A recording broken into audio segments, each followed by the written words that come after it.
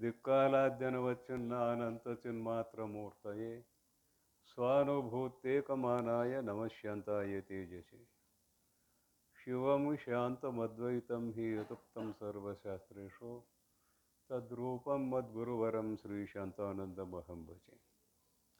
ಶಂಕರಂ ಶಂಕರಾಚಾರ್ಯಂ ಕೇಶವಂ ಬಾದರಾಯಣಂ ಸೂತ್ರಭಾಷ್ಯಕೃತೌ ವಂದೇ ಭಗವಂತೌ ಪುನಃ ಪುನಃ. ಸರ್ವೋಪನಿಷದಾಂ ತತ್ವಂ ಸಂಗೃಹ್ಯ ಸ್ವಮನೀಷಯ ಏನೋಕ್ತಂ ದೇಶಭಾಷಾಯಾಂ ವಂದೇ ತಂ ನಿಜಗುಣೇಶ್ವರಂ. ಶ್ರೀಮಜ್ಜಗದ್ಗುರೋ ಶಿವಾನಂದಾದಾರಂಭಾಂ ಶ್ರೀಮತ್ಪೂರ್ಣಾನಂದಮಧ್ಯಮಾಂ ಶ್ರೀಮದಸ್ಮದ್ಗುರುಪರ್ಯಂತಾಂ ವಂದೇ ಗುರುಪರಂಪರಾಂ. ಪ್ರಾತಸ್ಮರಣೀಯರಾದ ಆರಾಧ್ಯ ಗುರುದೇವರ ಪವಿತ್ರವಾದ ಚರಣಾರವಿಂದಗಳಲ್ಲಿ ದಂಡವತ್ ಪ್ರಣಾಮಗಳನ್ನು ಸಮರ್ಪಣ ಮಾಡಿ, ಅವರಿವರನ್ನದೇ ಸರ್ವ ಬ್ರಹ್ಮಜ್ಞಾನಿಗಳ ಪವಿತ್ರವಾದ ಚರಣಾರವಿಂದಗಳಲ್ಲಿ ಹಣೆ ಬಡಿದು, ಜಗದ್ವಂದ್ಯ ಜಗದ್ಗುರು ಶಿವಾವತಾರಿ ಶ್ರೀ ಸಿದ್ಧಾರೂಢಪ್ಪಂಗಳವರ ಚರಣಾರವಿಂದಕ್ಕೂ, ತತ್ಸ್ವರೂಪರಿಯಾದ ಮಹಾಮೌಢಯೋಗಿ ಜಗದ್ವಂದ್ಯ ಜಗದ್ಗುರು ಶ್ರೀ ಗುರುನಾಥರೂಢಪ್ಪಂಗಳವರ ಚರಣಾರವಿಂದಕ್ಕೂ, ಅದರಂತೆ ಜಗದ್ವಂದ್ಯ ಜಗದ್ಗುರು ಶಿವಾವತಾರಿ ಶ್ರೀ ಶಿವಾನಂದಪ್ಪಂಗಳವರ ಚರಣಾರವಿಂದಕ್ಕೂ ಅನಂತ ಕೋಟಿ ನಮಸ್ಕಾರಗಳನ್ನು ಸಮರ್ಪಣ ಮಾಡಿ, ಶ್ರೀಮನ್ ನಿಜಗುಣ ಶಿವಯೋಗಿಗಳವರ ಅಡಿದ ಅವರುಗಳಲ್ಲಿ ಪೊಡಮಡುತ್ತಾ, ಸಭೆಯಲ್ಲಿ ಉಪಸ್ಥಿತರಿರುವ ಸಾಧಕ ಸಾಧಕಿಯರಾದ ತಮ್ಮೆಲ್ಲರಲ್ಲಿಯೂ ಕೂಡ ಅನೇಕ ಶರಣಗಳನ್ನು ಸಮರ್ಪಣ ಮಾಡಿ ಪ್ರಕೃತ ಕಾರ್ಯಕ್ರಮದಲ್ಲಿ ಪಾಲ್ಗೊಳ್ಳೋಣ. ಶಿವನೇ ತಾನೆಂದು ಮಾನಸದೊಳು ಪೂಜಿಸದವನಿಗೆ ಭವಬಂಧವು ಅಳಿವುದೇ ಎನ್ನುವ ಸೂತ್ರ ಆರಂಭ ಹಾಕಿ, ಪೂಜೆಯವರೆಗೆ ಅರ್ಥಾತ್ ತಪಸ್ಸು, ಸಂತೋಷ, ಆಸ್ತಿಕ್ಯ, ದಾನ, ಪೂಜೆ ಇಷ್ಟು ವಿಷಯಗಳನ್ನು ಹೇಳಿ, ತನುವಿನಿಂದ ಮಾಡುವ ಪೂಜೆ ಅರ್ಥಾತ್ ಶರೀರದಿಂದ ಮಾಡುವ ಪೂಜೆ ಅದು ಭಜನೆ ಸೇವಾ ಅಂತ ಕರೆದ್ರು. ಹಾಗೆಯೇ ವಾಣಿಯಿಂದ ಸ್ತೋತ್ರ ರೂಪ ಪೂಜೆ, ಮನಸ್ಸಿನಿಂದ ಆತ್ಮಚಿಂತನದ ರೂಪ ಪೂಜೆ, ಹೀಗೆ ಮೂರು ರೀತಿಯ ಪೂಜೆಗಳನ್ನು ಹೇಳಿ ಮೂರು ರೀತಿಯ ಪೂಜೆಗಳ ಫಲವನ್ನು ಕೂಡ ಹೇಳಿದರು. ಸಿರಿವಂತಿಕೆ, ಸ್ವರ್ಗ, ಮೋಕ್ಷ. ಶರೀರದಿಂದ ಪೂಜೆ ಮಾಡಿದವನಿಗೆ ಸಿರಿವಂತಿಕೆ, ವಾಣಿಯಿಂದ ಪೂಜೆ ಮಾಡಿದವನಿಗೆ ಸ್ವರ್ಗ ಸುಖ, ಮನಸ್ಸಿನಿಂದ ಪೂಜೆ ಮಾಡಿದವನಿಗೆ ಮೋಕ್ಷವೇ ಪ್ರಾಪ್ತವಾಗುತ್ತದೆ ಅಂತ ಹೇಳಿದರು. ಅದಕ್ಕೆಲ್ಲ ಅರ್ಥ ಹೇಳಿ ಆಗೈತಿ. ನೇರವಾಗಿ ಇವು ಮೋಕ್ಷಕ್ಕೆ ಕಾರಣ ಅಲ್ಲ, ಚಿತ್ತಶುದ್ಧಿ ದ್ವಾರ ಮೋಕ್ಷಕ್ಕೆ ಕಾರಣ ಅಂತ ತಿಳ್ಕೋಬೇಕು ಅನ್ನುವುದನ್ನು ಪೂರ್ವದಲ್ಲಿ ಹೇಳಿಕೊಂಡು ಬಂದಾಗಿದೆ. ಈಗ ಸದ್ಯಕ್ಕೆ ಮುಂದಿನ ವಿಷಯ ದಾನ. ಅದು ಆಗಿದೆ, ದಾನನು ನಿನ್ನೆ ಆಗಿದೆಯಲ್ಲ, ಪೂಜೆ ಆಯಿತು, ದಾನ ಆಯಿತು. ಈಗ ಇವತ್ತು ಹೇಳೋದು ಧ್ಯಾನ. ನೋಡೋಣ ಏನಂತಾರ. ಘನಮುಕ್ತಿ ತನಗೆ ಅಹುತಾಗಿ ಪೂಜಾ ಫಲವು ಎನಿಸುವಂ ಎಂದು ಮೂದೆರಡೆಂದು ಎರಡು ನುಡಿಗಳ ವಿಚಾರ ಮುಗಿದಿದೆ. ಅದರಿಂದೇ ಮೋಕ್ಷಾರ್ಥಿ ಹೃದಯದೋಳ್ ಈಶ್ವರ ಪದವನು ಅರಿದು ಸಲೆ ಜಾನಿಸೆ ಪದಪಿಂದೆ ಭಜಿಸಿ ಕೈವಲ್ಯವನು ಐದಬೇಹುದು ಕೇಳು ಕಾಂತಿ ನಿಶ್ಚಯವು ಇದು. ಪದಚ್ಛೇದ ಆಯಿತು. ಕಾಂತಿ ಅಂತಂತೂ ಸಂಬೋಧನ ಪ್ರಥಮ. ಅದರಿಂದೇ ಅಂದ್ರೆ ಈಶ್ವರನ ಪೂಜಾದಿಗಳನ್ನು ಮಾಡುವುದರಿಂದೇ. ಅದರಿಂದೇ ಮೋಕ್ಷಾರ್ಥಿ ಮೋಕ್ಷವನ್ನು ಪಡೆಯಬೇಕೆಂಬುವ ಇಚ್ಛೆಯುಳ್ಳವನು ಭವಬಂಧನದಿಂದ ಬಿಡುಗಡೆ ಹೊಂದುವುದೇ ಮೋಕ್ಷ. ಇವೆಲ್ಲ ತಿಳಿಸುವಂಥ ಶಬ್ದಗಳಂತ ಆಗಾಗ ಹೇಳ್ತಾ ಇರ್ತೇನೆ. ಭವಬಂಧನದಿಂದ ಬಿಡುಗಡೆ ಹೊಂದುವುದೇ ಮೋಕ್ಷ, ಭವಬಂಧವು ಅಳಿವುದೇ ಅಂತ ಸೂತ್ರದಲ್ಲಿ ಇದೆ. ಭವಬಂಧನದಿಂದ ಬಿಡುಗಡೆ ಹೊಂದುವುದೇ ಮೋಕ್ಷ ಅಂತ ತಿಳಿಸುವಂತಹ ಶಬ್ದಗಳಾದ್ದರಿಂದ ಕೊನೆಗೆ ಬಿಡುಗಡೆ ಅನ್ನುವುದೇ ಇಲ್ಲ. ಕೊನೆಗೆ ಏನಿದೆ ಅಂದರೆ ಜಗತ್ತು ಮಿಥ್ಯೆ ಎಂದು ನಿಶ್ಚಯ ಮಾಡುವುದೇ ಮೋಕ್ಷ. ಇದು ಕೊನೆ.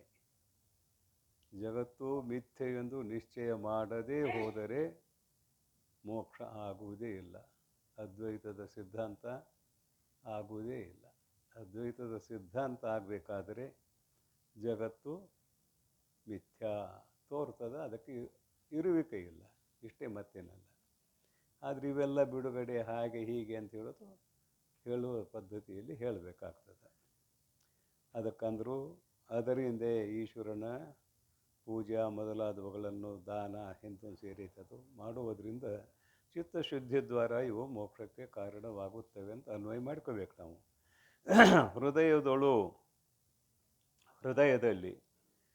ಹೃದಯದಲ್ಲಿ ಅಂದರೆ ಮನಸ್ಸು, ನಿನ್ನ ಅಂತಃಕರಣದಲ್ಲಿ ಈಶ್ವರ ಪದವನ್ನು ಅರಿದು ಪರಮಾತ್ಮನ ಸ್ವರೂಪವನ್ನು ಅಲ್ಲಿ ನಿನ್ನ ಮನಸ್ಸಿನ ಭಾವನಾತ್ಮಕವಾಗಿ ತಂದುಕೊಳ್ಳುವುದು.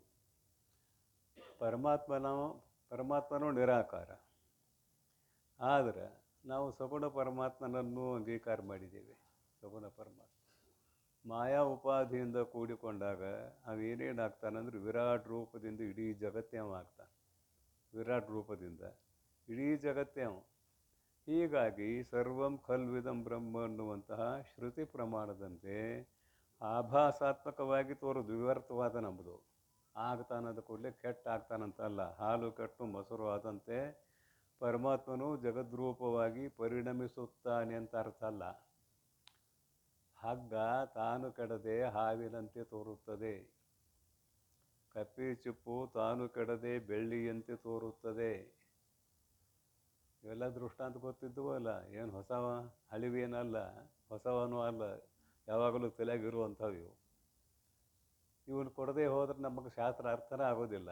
ಹಗ್ಗ ಕೆಟ್ಟಿಲ್ಲ, ಹಾವಿನಂತೆ ತೋರೋದು ಬಿಟ್ಟಿಲ್ಲ. ನಾವು ಹಗ್ಗ, ಹಾವ, ಕಪ್ಪೆ ಚಿಪ್ಪು, ಬೆಳ್ಳಿ, ಮೂಟ ಮರ, ಕಳ್ಳ ಇವನ್ನ ಹೇಳ್ತೀವಿ. ಆದರೆ ಇನ್ನೊಂದು ಪರಮ ಉದಾಹರಣೆ ಏನಂದ್ರೆ ನಮ್ಮದು ಕನಸು.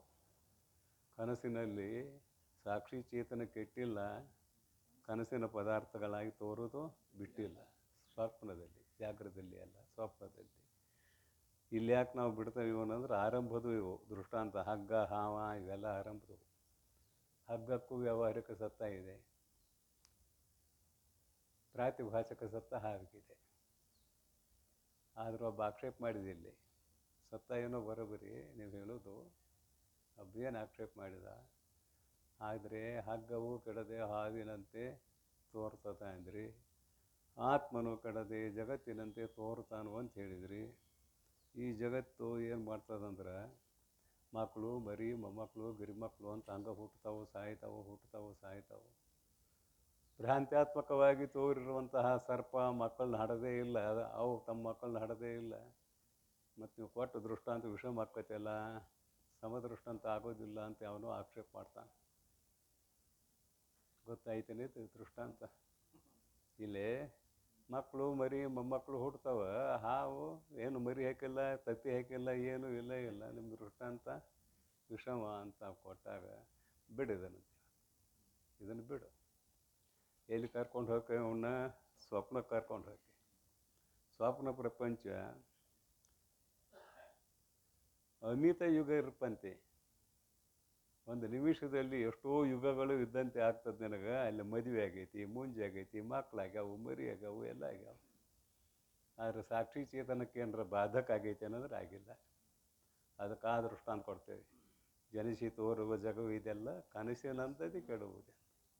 ಆ ದೃಷ್ಟಾಂತ ಕೊಟ್ಟಾಗ ವಿಷಮ ಆಗೋದಿಲ್ಲ, ಸಮ ಆಗ್ತದೆ. ಪ್ರಕೃತದಲ್ಲಿ ತಿಳಿಸುವಂಥ ಸಂದರ್ಭ ಕೆಲವು ಉದಾಹರಣೆಗಳನ್ನು ಕೊಟ್ಟಿರ್ತೇವೆ. ಹಾಗೆ ಇಲ್ಲಿಯೂ ಕೂಡ ಇಡೀ ವಿರಾಟ್ ರೂಪ ಪರಮಾತ್ಮಂದು ಜಗತ್ತು ವಿವರ್ತವಾದ ನಮ್ಮದು. ಪರಮಾತ್ಮ ತಾನು ಪರಿಣಾಮ ಹೊಂದಿಲ್ಲ ಅಂತ ಇದರ ಅಭಿಪ್ರಾಯ, ಮತ್ತೇನಿಲ್ಲ. ಅವನ ಸ್ವರೂಪ ಇದ್ದಂಗೆ ಐತೆ. ನಮಗೆ ನೋಡುವವರ ದೃಷ್ಟಿಯಲ್ಲಿ ಜಗತ್ತಾಗಿ ಕಾಣ್ತಾನೆ. ವಿರಾಟ್ ರೂಪ ಅಂತ ಅಂಗೀಕಾರ ಮಾಡಿದ್ದೇವೆ. ಕೃಷ್ಣ ಪರಮಾತ್ಮ ಅರ್ಜುನನಿಗೆ ವಿರಾಟ್ ರೂಪವನ್ನು ತೋರಿಸಿದ್ದಾನೆ. 11ನೇ ಅಧ್ಯಾಯದಲ್ಲಿ ಓದಿದ್ದೀರಿ. ಇದು ಶಾಸ್ತ್ರ ಓದಿದವರಿಗೆ ಅನ್ವಯ ಆಗುವಂಥ ಗ್ರಂಥ. ಇದು ಆರಂಭದ ಗ್ರಂಥ ಅಲ್ಲ. ಇದು 1ನೇ ತರಗತಿ ಅವ್ರಿಗೆ ಹೇಳ್ರಿ ಅಂದಂಗೆ ಆಗೋದಿಲ್ಲ. ಶಾಸ್ತ್ರ ಓದಿದವ್ರಿಗೆ ಅನ್ವಯ ಆಗುವಂಥ ಗ್ರಂಥ ಅಂತ ಮನಸ್ಸಿನಲ್ಲಿ ಇಟ್ಟುಕೊಳ್ಳೋಣ. ಅದಕ್ಕಂದ್ರೂ ಇಲ್ಲಿ ಈಶ್ವರನ ಪದವನ್ನು ಅರಿಬೋದು ಅಂದ್ರಲ್ಲ, ಅವನ ಪದ ಅಂದ್ರೆ ಸ್ವರೂಪ. ಶರಣ ಜನರಸದು ಹೃದಯ ನಳಿನದಳು ಪರಿಶೋಭಿಸುತ್ತಿರುವುದು ನಿನ್ನ ಪಾದ. ಪಾದ ಮತ್ತು ಪದ ಎರಡು ಶಬ್ದ ಇದೆ ಸಂಸ್ಕೃತದಲ್ಲಿ. ಪಾದ ಶಬ್ದನೂ ಅಂದ್ರೆ ಪಾದ ಅಂದರೂ ಕಾಲಂತೂ ಅರ್ಥ ಆಗ್ತದೆ, ರೂಪಂತೂ ಅರ್ಥ ಆಗ್ತದೆ. ಶರಣ ಜನರಸೋದು ಹೃದಯ ನಳಿನದೊಳು ಪರಿಶೋಭಿಸುತ್ತಿಹುದು ನಿನ್ನ ಪಾದ ಅಂದರೆ ನಿನ್ನ ಸ್ವರೂಪ. ಶರಣರು ಪರಮಾತ್ಮನ ಸ್ವರೂಪವನ್ನು ತಮ್ಮ ಹೃದಯದಲ್ಲಿ ಕಂಡುಕೊಳ್ಳುತ್ತಾರೆ ಅಂತ ಅದರ ಅಭಿಪ್ರಾಯ. ಇಲ್ಲಿ ಪದ ಅಂತ ಬಂದಿದೆ. ಪದವನ್ನು ಅಂದರೆ ಅದು ಪರಮಾತ್ಮನ ಸ್ವರೂಪವೇ ಅಂತ ಅರ್ಥ. ನೀವು ಸಗುಣ ಬ್ರಹ್ಮವನ್ನು ಅಂಗೀಕಾರ ಮಾಡಿದಾಗ ನೀವು ಬ್ರಹ್ಮ ಅಂದ್ರಿ ನಿಮಗೆ ಬ್ರಹ್ಮ ಆಗಿ ಕಾಣ್ತಾನೆ, ವಿಷ್ಣು ಅಂದ್ರಿ ವಿಷ್ಣು ಆಗಿ ಕಾಣ್ತಾನೆ, ಶಿವ ಅಂದ್ರಿ ಶಿವ ಆಗಿ ಕಾಣ್ತಾನೆ, ದೇವಿ ಅಂದ್ರಿ ದೇವಿ ಆಗಿ ಕಾಣ್ತಾನೆ. ನೀವೇನು ಭಾವನೆ ಮಾಡ್ತೀರಲ್ಲ ಅದಾಗಿ ಕಾಣ್ತಾನೆ. ಯದ್ಭಾವಂ ತದ್ಭವತಿ ಅಂತ ವಾಕ್ಯ ಇದೆ. ನೀವು ಭಾವನೆ ಮಾಡಿದಂತೆ. ಉದಾಹರಣೆಗೆ ಒಂದು ಮೂರ್ತಿ ತೊಗೊಳ್ರಲ್ಲ, ಈಗ ಸಿದ್ಧಾರೂಢರ ಮೂರ್ತಿ ತೊಗೊಳ್ರಿ, ಗುರುನಾಥ ಅವ್ರ ಮೂರ್ತಿ ತೊಗೊಳ್ರಿ. ನೀವು ಪಾಷಾಣ ಅಂತ ಅರ್ಥ ಮಾಡಿದ್ರಿ ಕಲ್ಲು ಹಾಕೈತಿ, ಇಲ್ಲ ಸಿದ್ಧಾರೂಢರ ಮೂರ್ತಿ ಅಂತ ಅರ್ಥ ಮಾಡಿದ್ರೆ ದೇವ್ರು ಹಾಕೈತಿ. ನೀವು ಅದನ್ನು ದೇವ್ರಂತೂ ನೋಡ್ಬೋದು, ಕಲ್ಲಂತೂ ನೋಡ್ಬೋದು. ಅಮೃತ ಶಿಲೆಯಲ್ಲಿ ಮಾಡಿದ್ದಾರೆ ಮೂರ್ತಿ. ಅಂದ್ರೆ ಈ ವಿಷಯ ಏನು ಯಾಕೆ ಅಂತ ಕೇಳಿದರೆ, ನೀವು ಯಾವ ಭಾವನೆಯಿಂದ ನೋಡುತ್ತೀರಿಯೋ ಆ ಭಾವನೆಯಲ್ಲಿ ನಿಮಗೆ ಪರಮಾತ್ಮ ತೋರ್ತಾನೆ. ಯೋ ಯೋ ಎಂ ಎಂ ಯಾವನು ಯಾವ ರೀತಿಯಿಂದ ನನ್ನನ್ನು ಅರ್ಚಿಸುತ್ತಾನೆಯೋ ಅವನಿಗೆ ಅದೇ ರೀತಿಯಿಂದ ನಾನು ಪ್ರತ್ಯಕ್ಷನಾಗುತ್ತೇನೆ, ಅವರಿಗೆ ಅದೇ ವಿಷಯದಲ್ಲಿ ಭಕ್ತಿಯನ್ನು ಕೊಡುತ್ತೇನೆ ಅಂತ ಗೀತೆಯಲ್ಲಿಯೂ ಕೂಡ ಪರಮಾತ್ಮ ಈ ಮಾತನ್ನು ಹೇಳಿದ್ದಾನೆ. ಈಗ ಪರಮಪದ ಏನದು ಪದವದು ಪರಮಾತ್ಮನ ಈಶ್ವರ ಪದವನ್ನು ಅರಿದು ಅವನ ಸ್ವರೂಪವನ್ನು ಕಲ್ಪನೆ ಮಾಡಿಕೊಟ್ರು. ಬೆಳಕಿನಂಗಿದ ನಂತರ ಅರ್ಥ ಮಾಡಿರಿ, ಅವ ಕಂಡ ಚೈತನ ನಂತರ ಅರ್ಥ ಮಾಡಿರಿ. ಇಲ್ಲಿ ಮುಂದೆ ಬರೀತಾರೆ ಅನೇಕ ರೀತಿಯಿಂದ. ಅಂತೂ ನಿಮ್ಮ ಭಾವನೆಗೆ ಅನುಗುಣವಾಗಿ ನಿಮ್ಮ ಹೃದಯದಲ್ಲಿ ಪರಮಾತ್ಮನು ನಿಮಗೆ ತೋರುತ್ತಾನೆ. ಇಷ್ಟೇ ಇದರ ಅಭಿಪ್ರಾಯ. ಪದವನ್ನು ಅರಿದು ಸಲೇ ಜಾನಿಸಿ ಆತನಲ್ಲಿ ನಿಮ್ಮ ಮನಸ್ಸನ್ನು ಸಂಲಗ್ನ ಮಾಡಿ ಚಿಂತನೆಯಲ್ಲಿ ತೊಡಗಿ. ಸಲೇ ಜಾನಿಸಿ ಪದಪಿಂದೆ ಕ್ರಮವಾಗಿ ಎಂದೋ ಒಂದಿನ ಮಾಡಿದ್ದೀವಿ ಎಂದೋ ಒಂದಿನ ಬಿಟ್ಟಿವಿ ಅಂದ್ರೆ ಅಲ್ಲ, ಅದು ನಿರಂತರ ನಡೀತಾ ಇರಬೇಕು. ಒಂದಿನ ಊಟ ಮಾಡಿ 4 ದಿನ ಉಪವಾಸ ಇರ್ತೀರೇನ? ಇಲ್ಲ, ದಿನ ಊಟ ಹಾಕತ್ತೀರಿ. ಇದಕ್ಕೆ ಹೇಗೆ ಊಟ ಅವಶ್ಯಕವಾಗಿದೆಯೋ ಸ್ಥೂಲ ಶರೀರಕ್ಕೆ, ಹಾಗೆ ಮನಸ್ಸಿಗೆ ಸಾಧಕರಾದವರಿಗೆ ಪರಮಾತ್ಮನ ಚಿಂತನೆ ನಿರಂತರವಾಗಿ ನಡೀತಾ ಇರಬೇಕು. ಪದಪಿಂದೆ ಅಂದರೆ ಎಂದೋ ಒಂದಿನ ಮಾಡಿದೆ 8 ದಿನ ಬಿಟ್ಟು ಅಂತ ಅಂದ್ರೆ ಅರ್ಥ ಅಲ್ಲ.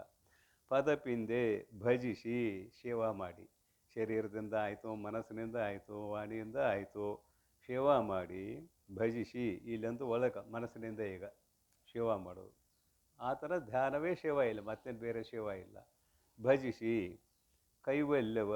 ಕೈವಲ್ಯವನ್ನು ಐದಬೇಬಹುದು. ಕೇವಲಸ್ಯ ಭಾವ ಕೈವಲ್ಯಂ.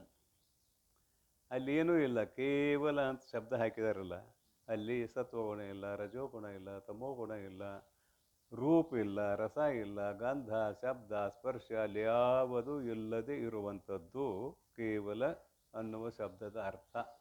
ಕೇವಲ ಅಂದರೆ ಆಕಾಶದಂತೆ, ಮತ್ತೇನಿಲ್ಲ. ಉದಾಹರಣೆ ಆಕಾಶದಂತೆ. ಆಕಾಶದಲ್ಲಿ ಏನಿದೆ? ಶಬ್ದ ಸ್ಪರ್ಶ ರೂಪ ರಸ ಗಂಧ ಏನೂ ಇಲ್ಲ. ಶಾಸ್ತ್ರದ ಪ್ರಕಾರ ಶಬ್ದಗುಣಕಂ ಆಕಾಶ, ಶಬ್ದಗುಣಕಂ ಗಗನಂ, ಶಬ್ದಗುಣಕಂ ಆಕಾಶಂ ಅಂತ ಇಟ್ಕೊಳ್ಳೋಣ. ಶಬ್ದವ ಗುಣವುಳ್ಳದ್ದು ಆಕಾಶ. ಶಬ್ದ ಅಂತ ಒಂದು ಗುಣ ಇದೆ, ಆದರೆ ನಾವು ತೀರಾ ಶಬ್ದ ಇಲ್ಲದೇ ಇರುವ, ಏನೂ ಇಲ್ಲದೇ ಇರುವ ದೃಷ್ಟಾಂತವನ್ನು ಕೊಡಲಿಕ್ಕೆ ಆದರೆ ಏನೂ ಸಿಗುವುದಿಲ್ಲ ನಮಗೆ. ಆತ್ಮ ಒಬ್ಬನ ಬಿಟ್ಟು ಉಳಿದದ್ದೆಲ್ಲ ಇನ್ನೊಂದರಿಂದ ಕೂಡಿಕೊಂಡದ್ದ. ಆದುದರಿಂದ ಇಲ್ಲಿ ದೃಷ್ಟಾಂತ ಏನು ಮಾಡಿದ್ದೇವೆ? ಎಲ್ಲರಿಗೂ ಗೊತ್ತಾಗುವಂತಹ ಬಯಲನ್ನು, ಆಕಾಶವನ್ನು ದೃಷ್ಟಾಂತವನ್ನಾಗಿ ಸ್ವೀಕರಿಸಿ, ಆಕಾಶದಲ್ಲಿ ಏನಾದರೂ ಇದೆ ಏನು ಅಂತ ಕೇಳಿದ್ರೆ ಏನೂ ಇಲ್ಲ. ಈ ಆಕಾಶಕ್ಕೂ ಆಕಾಶವಾಗಿರೋ ಆತ್ಮತತ್ವ ಕೇವಲ ಅಂದರೆ ನಿರ್ಗುಣ, ನಿರಾಕಾರ, ನಿರವಯವ. ಅಂತಹ ಆತ್ಮತತ್ವವನ್ನು ಪಡೆಯುವುದೇ ಕೈವಲ್ಯ ಆಯಿತು. ಕೈವಲ್ಯವನ್ನು ಅಂದರೆ ಮೋಕ್ಷ ಅಂತೂ ಅರ್ಥ ಐತೆ. ಕೈವಲ್ಯ ಶಬ್ದಕ್ಕೆ ನಿರ್ವಾಣ ಅಂತ ಅರ್ಥ ಐತೆ. ನಿರ್ವಾಣ ಅಂತ ಶಬ್ದ ಇದೆ, ಮೋಕ್ಷ ಅಂತ ಶಬ್ದ ಇದೆ, ಮುಕ್ತಿ ಅಂತ ಶಬ್ದ ಇದೆ, ಕೈವಲ್ಯ ಅಂತ ಶಬ್ದ ಇದೆ. ಇವೆಲ್ಲವೂ ಪರ್ಯಾಯ ಪದಗಳು. ಇವೆಲ್ಲವೂ ಮೋಕ್ಷವನ್ನೇ ಹೇಳುವುದಕ್ಕೆ ಬಂದಂಥವುಗಳು ಅಂತ ಅಂಗೀಕಾರ ಮಾಡಬೇಕಿಲ್ಲಿ. ಭಜಿಸಿ ಕೈವಲ್ಯವನ್ನು ಐದಬೇಹುದು ಪಡೆಯಬೇಕು. ಬೇಹುದು ಅಂದರೆ ಪಡೆಯಬೇಕು, ಮೋಕ್ಷವನ್ನು ಪಡೆಯಬೇಕು. ಕೇಳು ಕಾಂತಿ ನಿಶ್ಚಯವಿದು, ಇದು ನಿಶ್ಚಯ. ಯಾರು ಹೇಳಕತ್ತಾರ ಅನ್ನೋದು ನೆನಪಿರಬೇಕು. ನಿರ್ಗುಣ ಯೋಗವನ್ನು ಅರಿಯುವುದಕ್ಕೆ ಯಾರಿಗೆ ಸಾಧ್ಯವಾಗಿಲ್ಲವೋ ಅವರಿಗೆ ಸಗುಣ ಯೋಗವನ್ನು ಹೇಳಕತ್ತಾರೆ. ಸಗುಣ ಯೋಗವನ್ನು ಹೇಳುವುದರಿಂದ ಪರಮಾತ್ಮನ ರೂಪ ಬಂತು. ಇಲ್ಲಿ ಸಗುಣ ಯೋಗ ಹೇಳ್ತಿದ್ರೆ ಪರಮಾತ್ಮನ ರೂಪ ಬರ್ತಿರಲಿಲ್ಲ, ಕೇವಲ ನಿರ್ಗುಣ ನಿರಾಕಾರ ಆಗಿ ಉಳಿತಿತ್ತು. ಹೀಗಿರುವುದರಿಂದ ಮ್ಯಾಲಿಂದ ಕೆಳಗಿಳಿತಾ ಇದ್ದಾರಲ್ಲ ಅಂತ ಅನಿಸಿದ್ರೆ ಹೌದು, ಕೆಳಗಿಳಿದ ಹೇಳಬೇಕಾಗೈತಿ. ನಿರ್ಗುಣ ಯೋಗ ಪರಮ ಸಿದ್ಧಾಂತ ಮುಗಿತ ಅಲ್ಲಿಗೆ. ಆದರೆ ಯಾರಿಗದು ಹೃದಯಗತ ಆಗಲಿಲ್ಲವೋ, ಯಾರ ಅನುಭವಕ್ಕೆ ಬರಲಿಲ್ಲವೋ ಅವರಿಗೆ ಅನ್ಯಾಯ ಆಗಬಾರದು ಅನ್ನುವ ದೃಷ್ಟಿಯಿಂದ ಮೈತ್ರೇಯಿ ನಿರ್ಗುಣ ಅಷ್ಟಾಂಗ ಯೋಗವನ್ನು ಹೇಳಿದ ಮೇಲೆ ಸಗುಣ ಅಷ್ಟಾಂಗ ಯೋಗವನ್ನು ಹೇಳಬೇಕು ತಿಳಿದವರು ಅಂತ ಯಾಜ್ಞವಲ್ಕ್ಯರು ಹೇಳಿದಂತೆ ಪ್ರಾರ್ಥನೆ ಮಾಡ್ತಾಳೆ. ಆ ಸಗುಣ ಯೋಗ ಅಂಗವನ್ನು ನನಗೆ ತಿಳಿಸಿಕೊಡುವ ಕೃಪೆ ಮಾಡಿರಿ ಎಂದು ಪ್ರಾರ್ಥನೆ ಮಾಡಿದ್ದಾಳೆ. ಯಾರ ಸಲುವಾಗಿ? ನಮ್ಮ ಸಲುವಾಗಿ, ಆಕೆ ಸಲುವಾಗಿಲ್ಲ. ಆಕೆ ಕೃತಕೃತ್ಯ ಆಗಿ ಹೋಗಿದ್ದಾಳ ನಿಜವಾಗಿಯೂ, ಪರಂತು ನಿಮ್ಮೆಲ್ಲರ ಪ್ರತಿನಿಧಿಯಾಗಿ ಪ್ರಾರ್ಥಿಸಿದ್ದಾಳೆ ಅಂತ ಆಗಾಗ ನೆನಪು ಮಾಡುವಂಥದ್ದು ಇದು. ರೂಪ ಹೇಳ್ತಾರೆ ನೋಡ್ರಿ, ನೀವು ಇದರಾಗ ಯಾವುದಾರ ಕಲ್ಪಿಸ್ಕೊಳ್ಬೋದು ಅಂತ. ನೀವು ಹೇಳಿದ್ನೆಲ್ಲ ಮೊದಲ ಶಿವಪ್ಪನಾರ ಕಲಿಸ್ರಿ, ಕಲ್ಪನೆ ಮಾಡಿರಿ, ವಿಷ್ಣುವಿನನ್ನಾದರೂ ಕಲ್ಪನೆ ಮಾಡಿರಿ, ಅಥವಾ ನಾಲ್ಕು ಮುಖದ ಬ್ರಹ್ಮ ಚತುರ್ಮುಖ ಬ್ರಹ್ಮನನ್ನಾದರೂ ಅಂಗೀಕಾರ ಮಾಡಿರಿ, ಅದು ಮೊದಲು ಹೇಳಿದ್ದಾಯಿತು. ಈಗೇನಂತಾರೆ, ಪರಮಾತ್ಮ ಕೇವಲ ಅವರು ಸ್ವರೂಪ ಇದ್ದಾನೆ. ಅಲ್ಲಿ ಒಂದಿಷ್ಟು ದೃಷ್ಟಾಂತ ಮಾಡ್ತಾರೆ. ಪಳುಕಿನ ಅಂದ್ರೆ ಸ್ಫಟಿಕ, ಸ್ಫಟಿಕ ಸ್ವಚ್ಛವಾಗಿದೆ, ಹೊಳಿತದೆ ಸ್ಫಟಿಕ. ಆಮೇಲೆ ಮಿಂಚು ಬೆಳಕ, ಮಿಂಚು ಕೂಡ ಬೆಳಕ. ಮಿಂಚಿನ ಬೆಳದಿಂಗಳು ಅದರ ತಿಂಗಳ ಚಂದ್ರ, ಅವನು ಬೆಳದಿಂಗಳು ಅಂತ ಕರಿತೇವೆ, ಚಂದ್ರ ಅಂತೂ ಕರಿತೇವೆ. ಅವನ ಕಿರಣಗಳನ್ನು ಬೆಳದಿಂಗಳು ಅಂತ ಕರಿತೇವೆ. ಇಲ್ಲಿ ಬೆಳದಿಂಗಳಿನ ಅಂದರೆ ಚಂದ್ರನ, ಅದು ಬೆಳಕ. ತಾರೆಗಳ, ನಕ್ಷತ್ರಗಳ, ಅವು ಕೂಡ ಬೆಳಕ, ನಕ್ಷತ್ರವೂ ಬೆಳಗ್ತಾವೆ. ರನ್ನ ಬೆಳಗಿನಂತೆ, ರನ್ನ ಅಂದ್ರೆ ರತ್ನ ಅಂತ ಶಾಸ್ತ್ರದಲ್ಲಿ ಬರ್ತಾರೆ. ವಿಚಾರ ಸಾಕ್ರ ಓದಿದಿರಲ್ಲ, ಒಂದು ಗಡಿಗೆಯಾಗ ರತ್ನ ಇಟ್ಟಿದ್ರು, ಇನ್ನೊಂದು ಗಡಿಗೆಯಾಗ ಬಂಗಾರ ಇಟ್ಟಿದ್ರು. ಬಂಗಾರ ಇಟ್ಟು ಗಡಿಗೆ ಮುಚ್ಚಳ ತೆಗೆದ್ರು ಕೂಡ ಅದ್ರಾಗ ಏನತ್ತೆ ಅನ್ನೋದು ಗೊತ್ತಾಗಲಿಲ್ಲ. ಎಲ್ಲಿದು ಕತ್ತಲ್ದಾಗ ಮತ್ತೊಂದು ದೀಪ ತರಬೇಕಾಯ್ತು. ಈಚೆಗಡೆ ಗಡಿಗೆ ಬಾಯಿ ತೆಗೆದ್ರು, ಒಳಗೆ ಏನಿದೆ ಅಂತ ನೋಡಬೇಕಾದ್ರೆ ದೀಪದ ಅವಶ್ಯಕತೆ ಇಲ್ಲ. ಯಾಕಿಲ್ಲ? ಅಲ್ಲಿ ರತ್ನ ಇತ್ತು, ತನ್ನಷ್ಟಕ್ಕೆ ತಾನೇ ಹೊಳಿತು ಅಂತ ನೀವು ದೃಷ್ಟಾಂತ ಕೊಟ್ಟಿದ್ದೀರಲ್ಲ. ಅದಕ್ಕೆ ಇಲ್ಲಿ ರನ್ನ ಬೆಳಗಿನ ಅಂದರೆ ರತ್ನದ ಬೆಳಗಿನ. ಇವೆಲ್ಲವೂ ಬೆಳಕಿನ ಸ್ವರೂಪ. ಏನು ಹೇಳಕತ್ತಾರೆ ನೋಡ್ರಿ. ಆ ಪರಮಾತ್ಮ ಕೇವಲ ಅರುಸ್ವರೂಪ, ಅವನು ಕೇವಲ ಬೆಳಕಿನ ಸ್ವರೂಪ ಅಂತ ಆದರೂ ಅವತಾರ ಮಾಡಿಕೊ. ಅದ್ರಾಗ ಇವನ್ನೆಲ್ಲ ಕಲ್ಪಿಸ್ಕೊ. ಚಂದ್ರನಂತೆ ಬೆಳಕೊಳ್ಳವ, ಸೂರ್ಯನೊಬ್ಬನ ಬಿಟ್ಟಾರೆ ಇದ್ರಾಗ. ಸೂರ್ಯನಂತೆ ಬೆಳಕೊಳ್ಳವ, ಚಂದ್ರನ ತೊಗೊಂಡಿದಾರ, ಸೂರ್ಯನ ತೊಗೊಳ್ಲಿಕ್ಕೆ ಅಡ್ಡಿ ಇಲ್ಲ, ಅಗ್ನಿಯನ್ನು ತೊಗೊಳ್ಲಿಕ್ಕೆ ಅಡ್ಡಿ ಇಲ್ಲ. ಅಂತೂ ಇಲ್ಲಿ ಆ ರೀತಿ ಬರ್ತಾರೆ. ಪಳುಕಿನ, ಮಿಂಚಿನ, ಬೆಳದಿಂಗಳಿನ, ತಾರೆಗಳ, ರನ್ನ ಬೆಳಗಿನ 6 ಬರ್ದಾರೆ ಇಲ್ಲಿ. ಅಂತೆ ಬೆಳಗಿನಂತೆ ಅಭವನ ತಿಳಿದು, ಅಭವ ಅಂದ್ರೆ ಪರಮಾತ್ಮ, ಇಲ್ಲಿ ಲೆಕ್ಕಾರ ಕಾಣೋದಿಲ್ಲ ನಮಗೆ, ಆದರೆ ಅಭವನ ತಿಳಿದು ಏನು ಮಾಡಿದ್ದೇವಲ್ಲೇ? ಬೆಳಗಿನಂತೆ. ಇಲ್ಲಿ ಸ್ವರಲೋಪ ಸಂಧಿ ಅಂತ ಒಪ್ಪಿದ್ದಾರೆ ಕನ್ನಡದವರು. ಬೆಳಗಿನಂತೆ ಅಭವನ ತಿಳಿದು ಸೋಹಂ ಭಾವವು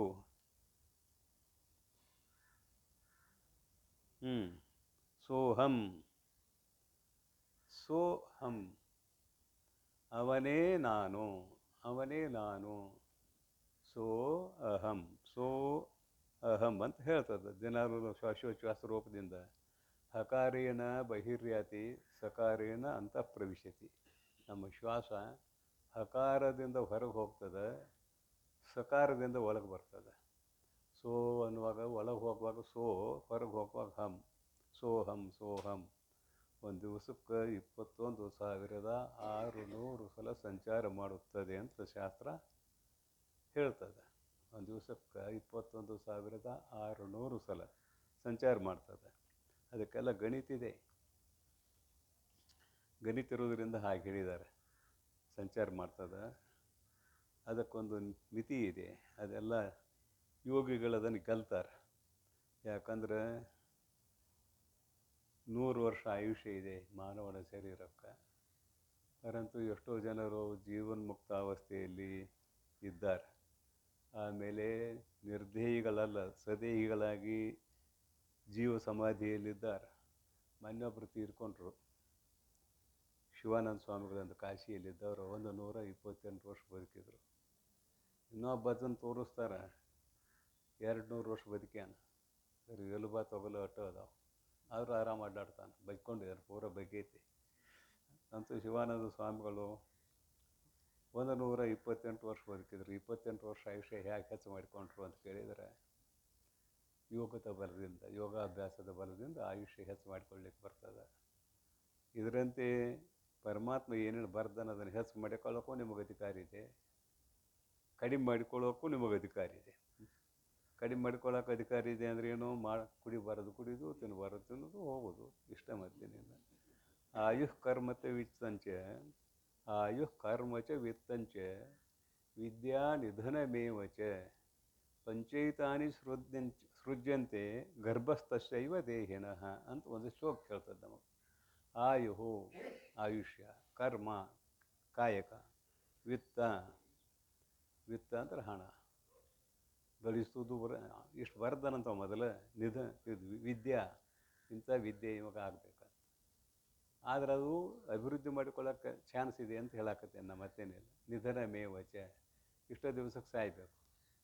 ಮತ್ತು ಅವನ ಆಜ್ಞೆ ಮೇರಕ್ಕೆ ಆಗೋದಿಲ್ಲಲ್ಲ ಅಂದ್ರೆ 100 ವರ್ಷಕ್ಕೆ ಸಾಯ್ಬೇಕಂತ ಬರ್ತಂಗೆ ಆಯ್ತವ. ಮತ್ತು ಅವರು 128 ವರ್ಷ ಹೆಂಗೆ ಬದುಕಿದ್ರು ಅಂತ ಕೇಳಿದರೆ, ನಿನ್ನ ಪ್ರಯತ್ನದಿಂದ ಇದೆಲ್ಲವನ್ನು ಹೆಚ್ಚು ಮಾಡಿಕೊಳ್ಳಲಿಕ್ಕೆ ಬರ್ತದೆ ಅಂತ ಅಭಿಪ್ರಾಯ.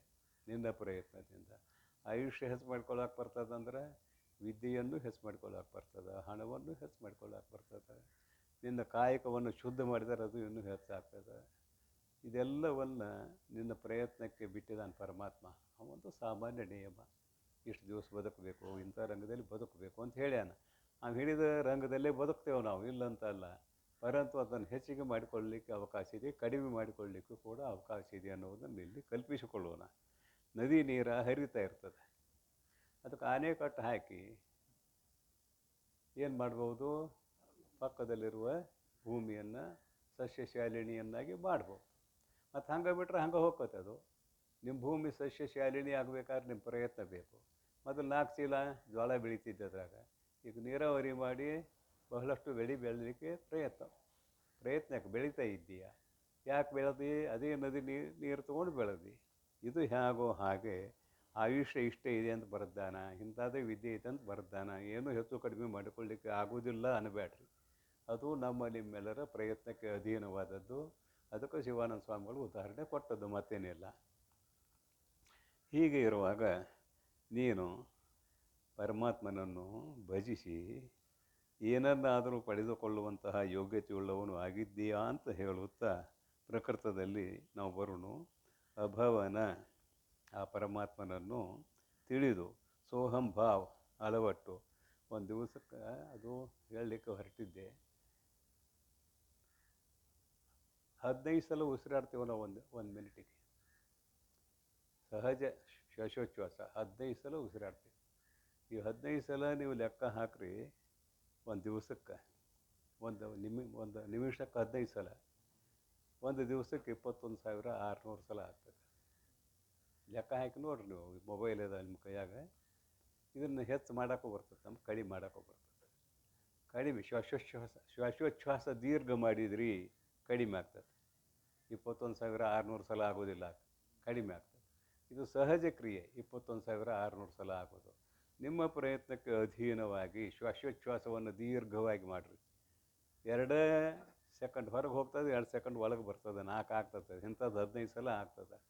ನೀವು ಪ್ರಯತ್ನ ಮಾಡಿದ್ರೆ 10 ಸೆಕೆಂಡ್ ಹೊರಗೆ ಹಾಕಿ 10 ಸೆಕೆಂಡ್ ಒಳಗೆ ತೊಗೋಬೋದು. ಇನ್ನೂ ಪ್ರಯತ್ನ ಮಾಡಿದರೆ 32 ಸೆಕೆಂಡ್ವರೆಗೆ ಹೋಗ್ಬೋದು. ಪ್ರಯತ್ನ ಐದಲ್ಲಿ. ಹೀಗಾಗಿ ಅವರ ಆಯುಷ್ಯ ಬೆಳೆಸಿಕೊಂಡರು ಅಂತ ಅಭಿಪ್ರಾಯ, ಮತ್ತೇನಿಲ್ಲ.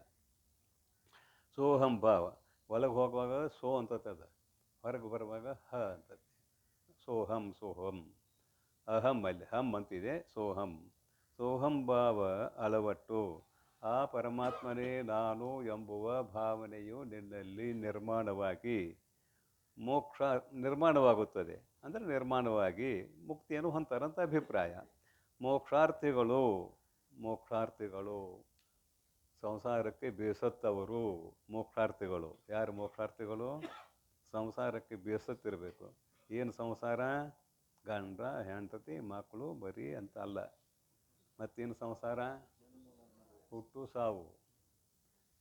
ಹುಟ್ಟು ಸಾವುಗಳಿಗೆ ಬೇಸತ್ತವನು ಮೋಕ್ಷದ ಕಡೆ ಬರ್ತಾನೆ. ಅದಕ್ಕಾಗಿ ಅಂದರು ಮೋಕ್ಷಾರ್ಥಿಗಳು. ದೇಹರದೊಳು, ಇಲ್ಲಿ ದೇಹದೊಳು ಅನ್ನಲಿಲ್ಲ, ದೇಹರದೊಳು ಅಂತ ಬರ್ತಾರೆ. ದೇಹರ ಅಂದ್ರೆ ಅದರ ಶಬ್ದದ ಅರ್ಥ ಮನೆಯ ಮಧ್ಯದಲ್ಲಿ ಒಂದು ಹೊಸ್ತಲು ಕೊರಡ ಅಂತ ಇರ್ತದೆ. ಆ ಕಡೆ ಪಡಸಾಲಿ, ಈ ಕಡೆ ಅಡಿಗೆ ಮಣಿ ವಗೈರಿ ಈ ಕಡೆ ಇರ್ತದೆ. ಇಲ್ಲೊಂದು ಹೊಸ್ತಲು, ಹೊಸಲ ಅಂದ್ರೆ ಗ್ರಾಮೀಣ ಭಾಷೆಯಲ್ಲಿ ಹೊಸಲ ಅಂತೀರಿ. ಹೊಸ್ತಲು ಕೊರಡು ಇರ್ತದೆ. ಅದ್ರ ಮೇಲೆ ದೀಪ ಇಟ್ಟಾಗ ಒಳಗೂ ಬೆಳಕಾಗ್ತದೆ, ಹೊರಗೂ ಬೆಳಕಾಗ್ತದೆ. ದೇಹರ ಶಬ್ದದ ಅರ್ಥ ಇದು ದೇಹರ ಅಂದ್ರೆ. ಮತ್ತು ಇಲ್ಲೇನು ದೇಹರ ಅಂದ್ರೆ ದೇಹದ ಮಧ್ಯದಲ್ಲಿ ಅಂತ ಅರ್ಥ ಇದೆ. ದೇಹರದೋಳು ಅಂದ್ರೆ ದೇಹದ ಮಧ್ಯದಲ್ಲಿ. ದೃಷ್ಟಾಂತ ಯಾಕಂದ್ರೆ ಅದು ನಡುವೆ ಇತ್ತು. ಯಾವುದು? ಹೊಸ್ತಿಲು. ಅಲ್ಲಿ ದೀಪ ಇಟ್ಟರು ಎರಡು ಕಡೆ ಬೆಳಕಾಗ್ತಿತ್ತು. ಹಾಗೆ ಇಲ್ಲಿ ದೇಹರದೋಳು ಶರೀರದ ಮಧ್ಯದಲ್ಲಿ. ಅಂಗುಷ್ಟ ಮಾತ್ರ ಪುರುಷ ಮಧ್ಯೆ ಆತ್ಮನಿ ತಿಷ್ಠತಿ ಅಂತ ಇಲ್ಲಿ ಶ್ರುತಿ ಪ್ರಮಾಣವೂ ಕೂಡ ಇದೆ ನಮಗೆ. ಆ ಪುರುಷ ಅಂಗುಷ್ಟ ಮಾತ್ರ ನಮ್ಮ ಹೃದಯದಲ್ಲಿ ಪುಪ್ಪಸ ಇಲ್ಲೈತಿ, ಹೃದಯ ಇಲ್ಲೈತಿ. ಸೂಕ್ಷ್ಮ ಶರೀರಕ್ಕೆ ಸಂಬಂಧಪಟ್ಟದ್ದು. ಪುಪ್ಪಸ ಸ್ಥೂಲ ಶರೀರಕ್ಕೆ ಸಂಬಂಧಪಟ್ಟದ್ದು. ಅದಕ್ಕೆ ಸುಮ್ಮನೆ ತೋರ್ಸಾಕಿ ಇಲ್ಲೈತಿ ಅಂತ ಹೇಳ್ತೇವೆ. ಸೂಕ್ಷ್ಮ ಶರೀರಕ್ಕೆ ಸಂಬಂಧಪಟ್ಟದ್ದು ಹೃದಯ, ಸ್ಥೂಲ ಶರೀರಕ್ಕೆ ಸಂಬಂಧಪಟ್ಟದ್ದು ಪುಪ್ಪಸ. ಅದಕ್ಕೆ ಇದು ಎಡಕ್ಕತಿ, ಇದು ಬಲಕ್ಕತಿ ಅಂತ ಹೇಳಿದರೆ ಒಳಗ ಸೂಕ್ಷ್ಮ ಶರೀರದಾಗ ಇದ್ದದ್ದನ್ನು ತೋರಿಸ್ಬೇಕಾದ್ರೆ ಒಂದು ಜಾಗ ಕಲ್ಪಿಸ್ಬೇಕು. ಇಲ್ಲಿ ಅದಕ್ಕೆ ಬರೆದರು ಉಪನಿಷತ್ನಲ್ಲಿ ಅಂಗುಷ್ಟ ಮಾತ್ರ ಪುರುಷ ಮಧ್ಯೆ ಆತ್ಮನಿ ತಿಷ್ಠತಿ. ಇದಕ್ಕೆ ಬ್ರಹ್ಮ ಪುರಾಣ ಅಂತಾರೆ, ಹಾರ್ದಾಕಾಶನೂ ಅಂತಾರೆ, ದೇಹದ ಮಧ್ಯಭಾಗನೂ ಅಂತಾರೆ. ದೇಹದ ಮಧ್ಯಭಾಗ ಅಂದರೆ ಸ್ಥೂಲ ಶರೀರದ ಮಧ್ಯಭಾಗ ಅಲ್ಲ. ಸ್ಥೂಲ ಶರೀರದ ಮಧ್ಯಭಾಗ ಆಧಾರ ಚಕ್ರ. ಸ್ಥೂಲ ಶರೀರದ ಮಧ್ಯಭಾಗ ಆಧಾರ ಚಕ್ರ. ಸೂಕ್ಷ್ಮ ಶರೀರದ ಮಧ್ಯಭಾಗ ಹೃದಯ. ಅದಕ್ಕಾಗಿ ನೀವು ಸ್ಥೂಲ ಶರೀರಕ್ಕೆ ಇಲ್ಲಿ ಹೊಂದೋದಿಲ್ಲ. ಇದು ಸೂಕ್ಷ್ಮ ಶರೀರಕ್ಕೆ ಹೊಂದಿಸ್ಕೋಬೇಕು. ದೇಹರದೊಳು ಸೂಕ್ಷ್ಮ ಶರೀರದ ಮಧ್ಯದಲ್ಲಿ. ದೇಹರದೊಳು ಧ್ಯಾನಿಸುವುದು ಅಂದರೆ ಅಲ್ಲಿ ಪರಮಾತ್ಮನ ಧ್ಯಾನ ಮಾಡೋದು, ಹೊರಗೆ ಹೋಗೋಂಗಿಲ್ಲ. ಧ್ಯಾನ ಮಾಡೋದು ಕೂಡ ಅಲ್ಲೇ ಇದೆ. ಹೃದಯ ಪರಮಾತ್ಮನೂ ಅಲ್ಲೇ ಇದ್ದಾನೆ. ಅಲ್ಲೇ ಇದ್ದವನು ನೀವು ಹೊರಗೆ ಹುಡುಕಾಕೋದೆ ಅಂದರೆ ಸಿಗುವುದಿಲ್ಲ. ಅಲ್ಲಿ ಧ್ಯಾನ ಮಾಡು ಅಂತ ಇದರ ಅರ್ಥ. ಮೋಕ್ಷಾರ್ಥಿಗಳು ದೇಹರದೊಳು ಧ್ಯಾನಿಸುವುದು, ಪರಮಾತ್ಮನನ್ನು ತಮ್ಮ ಹೃದಯದಲ್ಲಿ ಧ್ಯಾನಿಸುವುದು ಅಂತ ಇದರ ಅರ್ಥ ಒಟ್ಟು. ಇನ್ನೊಂದು ಹೇಳ್ತಾರೆ, ನೀವು ನಿನ್ನೊಂದು ಕತೆ ಹೇಳಿದ್ನಿಲ್ಲ, ನಿಮಗೆ ಕತೆ ಹೇಳಿಲ್ಲ. ಈ ಮನಸ್ಸು ಹೆಂಗೆ ಅಂದ್ರೆ ಇದು ದೇವ್ ಇದ್ದಂಗೆ ಇದು. ಇದಕ್ಕೆ ಏನಾರ ಒಂದು ಕೆಲಸ ಹಚ್ಬೇಕು. ಏನೂ ಕೆಲಸ ಇಲ್ಲಾಂದ್ರೆ ನಿದ್ರಿಗೆ ಹೋಗ್ತೈತಿ, ಮತ್ತೇನಿಲ್ಲ. ಏನರ ಕೆಲಸ ಹಚ್ಚ್ರಿ, ಆ ಕೆಲಸದಾಗ ಇರ್ತೈತಿ. ಏನು ಕೆಲಸ ಇಲ್ಲ ಅಂದ್ರೆ ನಿದ್ರಿಗೆ ಹೋಗ್ತೈತಿ. ಯಾವಾಗ ನಿದ್ರೆ ಬರ್ತೈತಿ ಏನು ನಿಮಗೆಲ್ಲ ಗೊತ್ತಿದೆ. ಏನರ ಒಂದು ಚಿಂತನೆ ಮಾಡಿರಿ, ಮನಸ್ಸಿಗೆ ಚಿಂತನೆ ಹೆಸರಿ ನಿದ್ದೆ ಬರೋದಿಲ್ಲ. ಆ ಚಿಂತನೆ ಬಿಡಿಸ್ಬಿಡ್ರಿ, ಏಕದಮ್ ನಿದ್ರೆ ಹತ್ತೈತಿ. ಮತ್ತು ಇಲ್ಲಿಯೂ ಅಷ್ಟೇ, ಶಾಸ್ತ್ರ ತಿಳಿತು ನಿದ್ರೆ ಬರೋದಿಲ್ಲ, ಶಾಸ್ತ್ರ ತಿಳಿದಿದ್ರೆ ನಿದ್ರೆ ಬರತ್ತೆ. ಅದಕ್ಕೆ ವೃತ್ತಿ ಕೆಲಸ ಇಲ್ಲ, ನಿದ್ರೆ ಬರುತ್ತದೆ.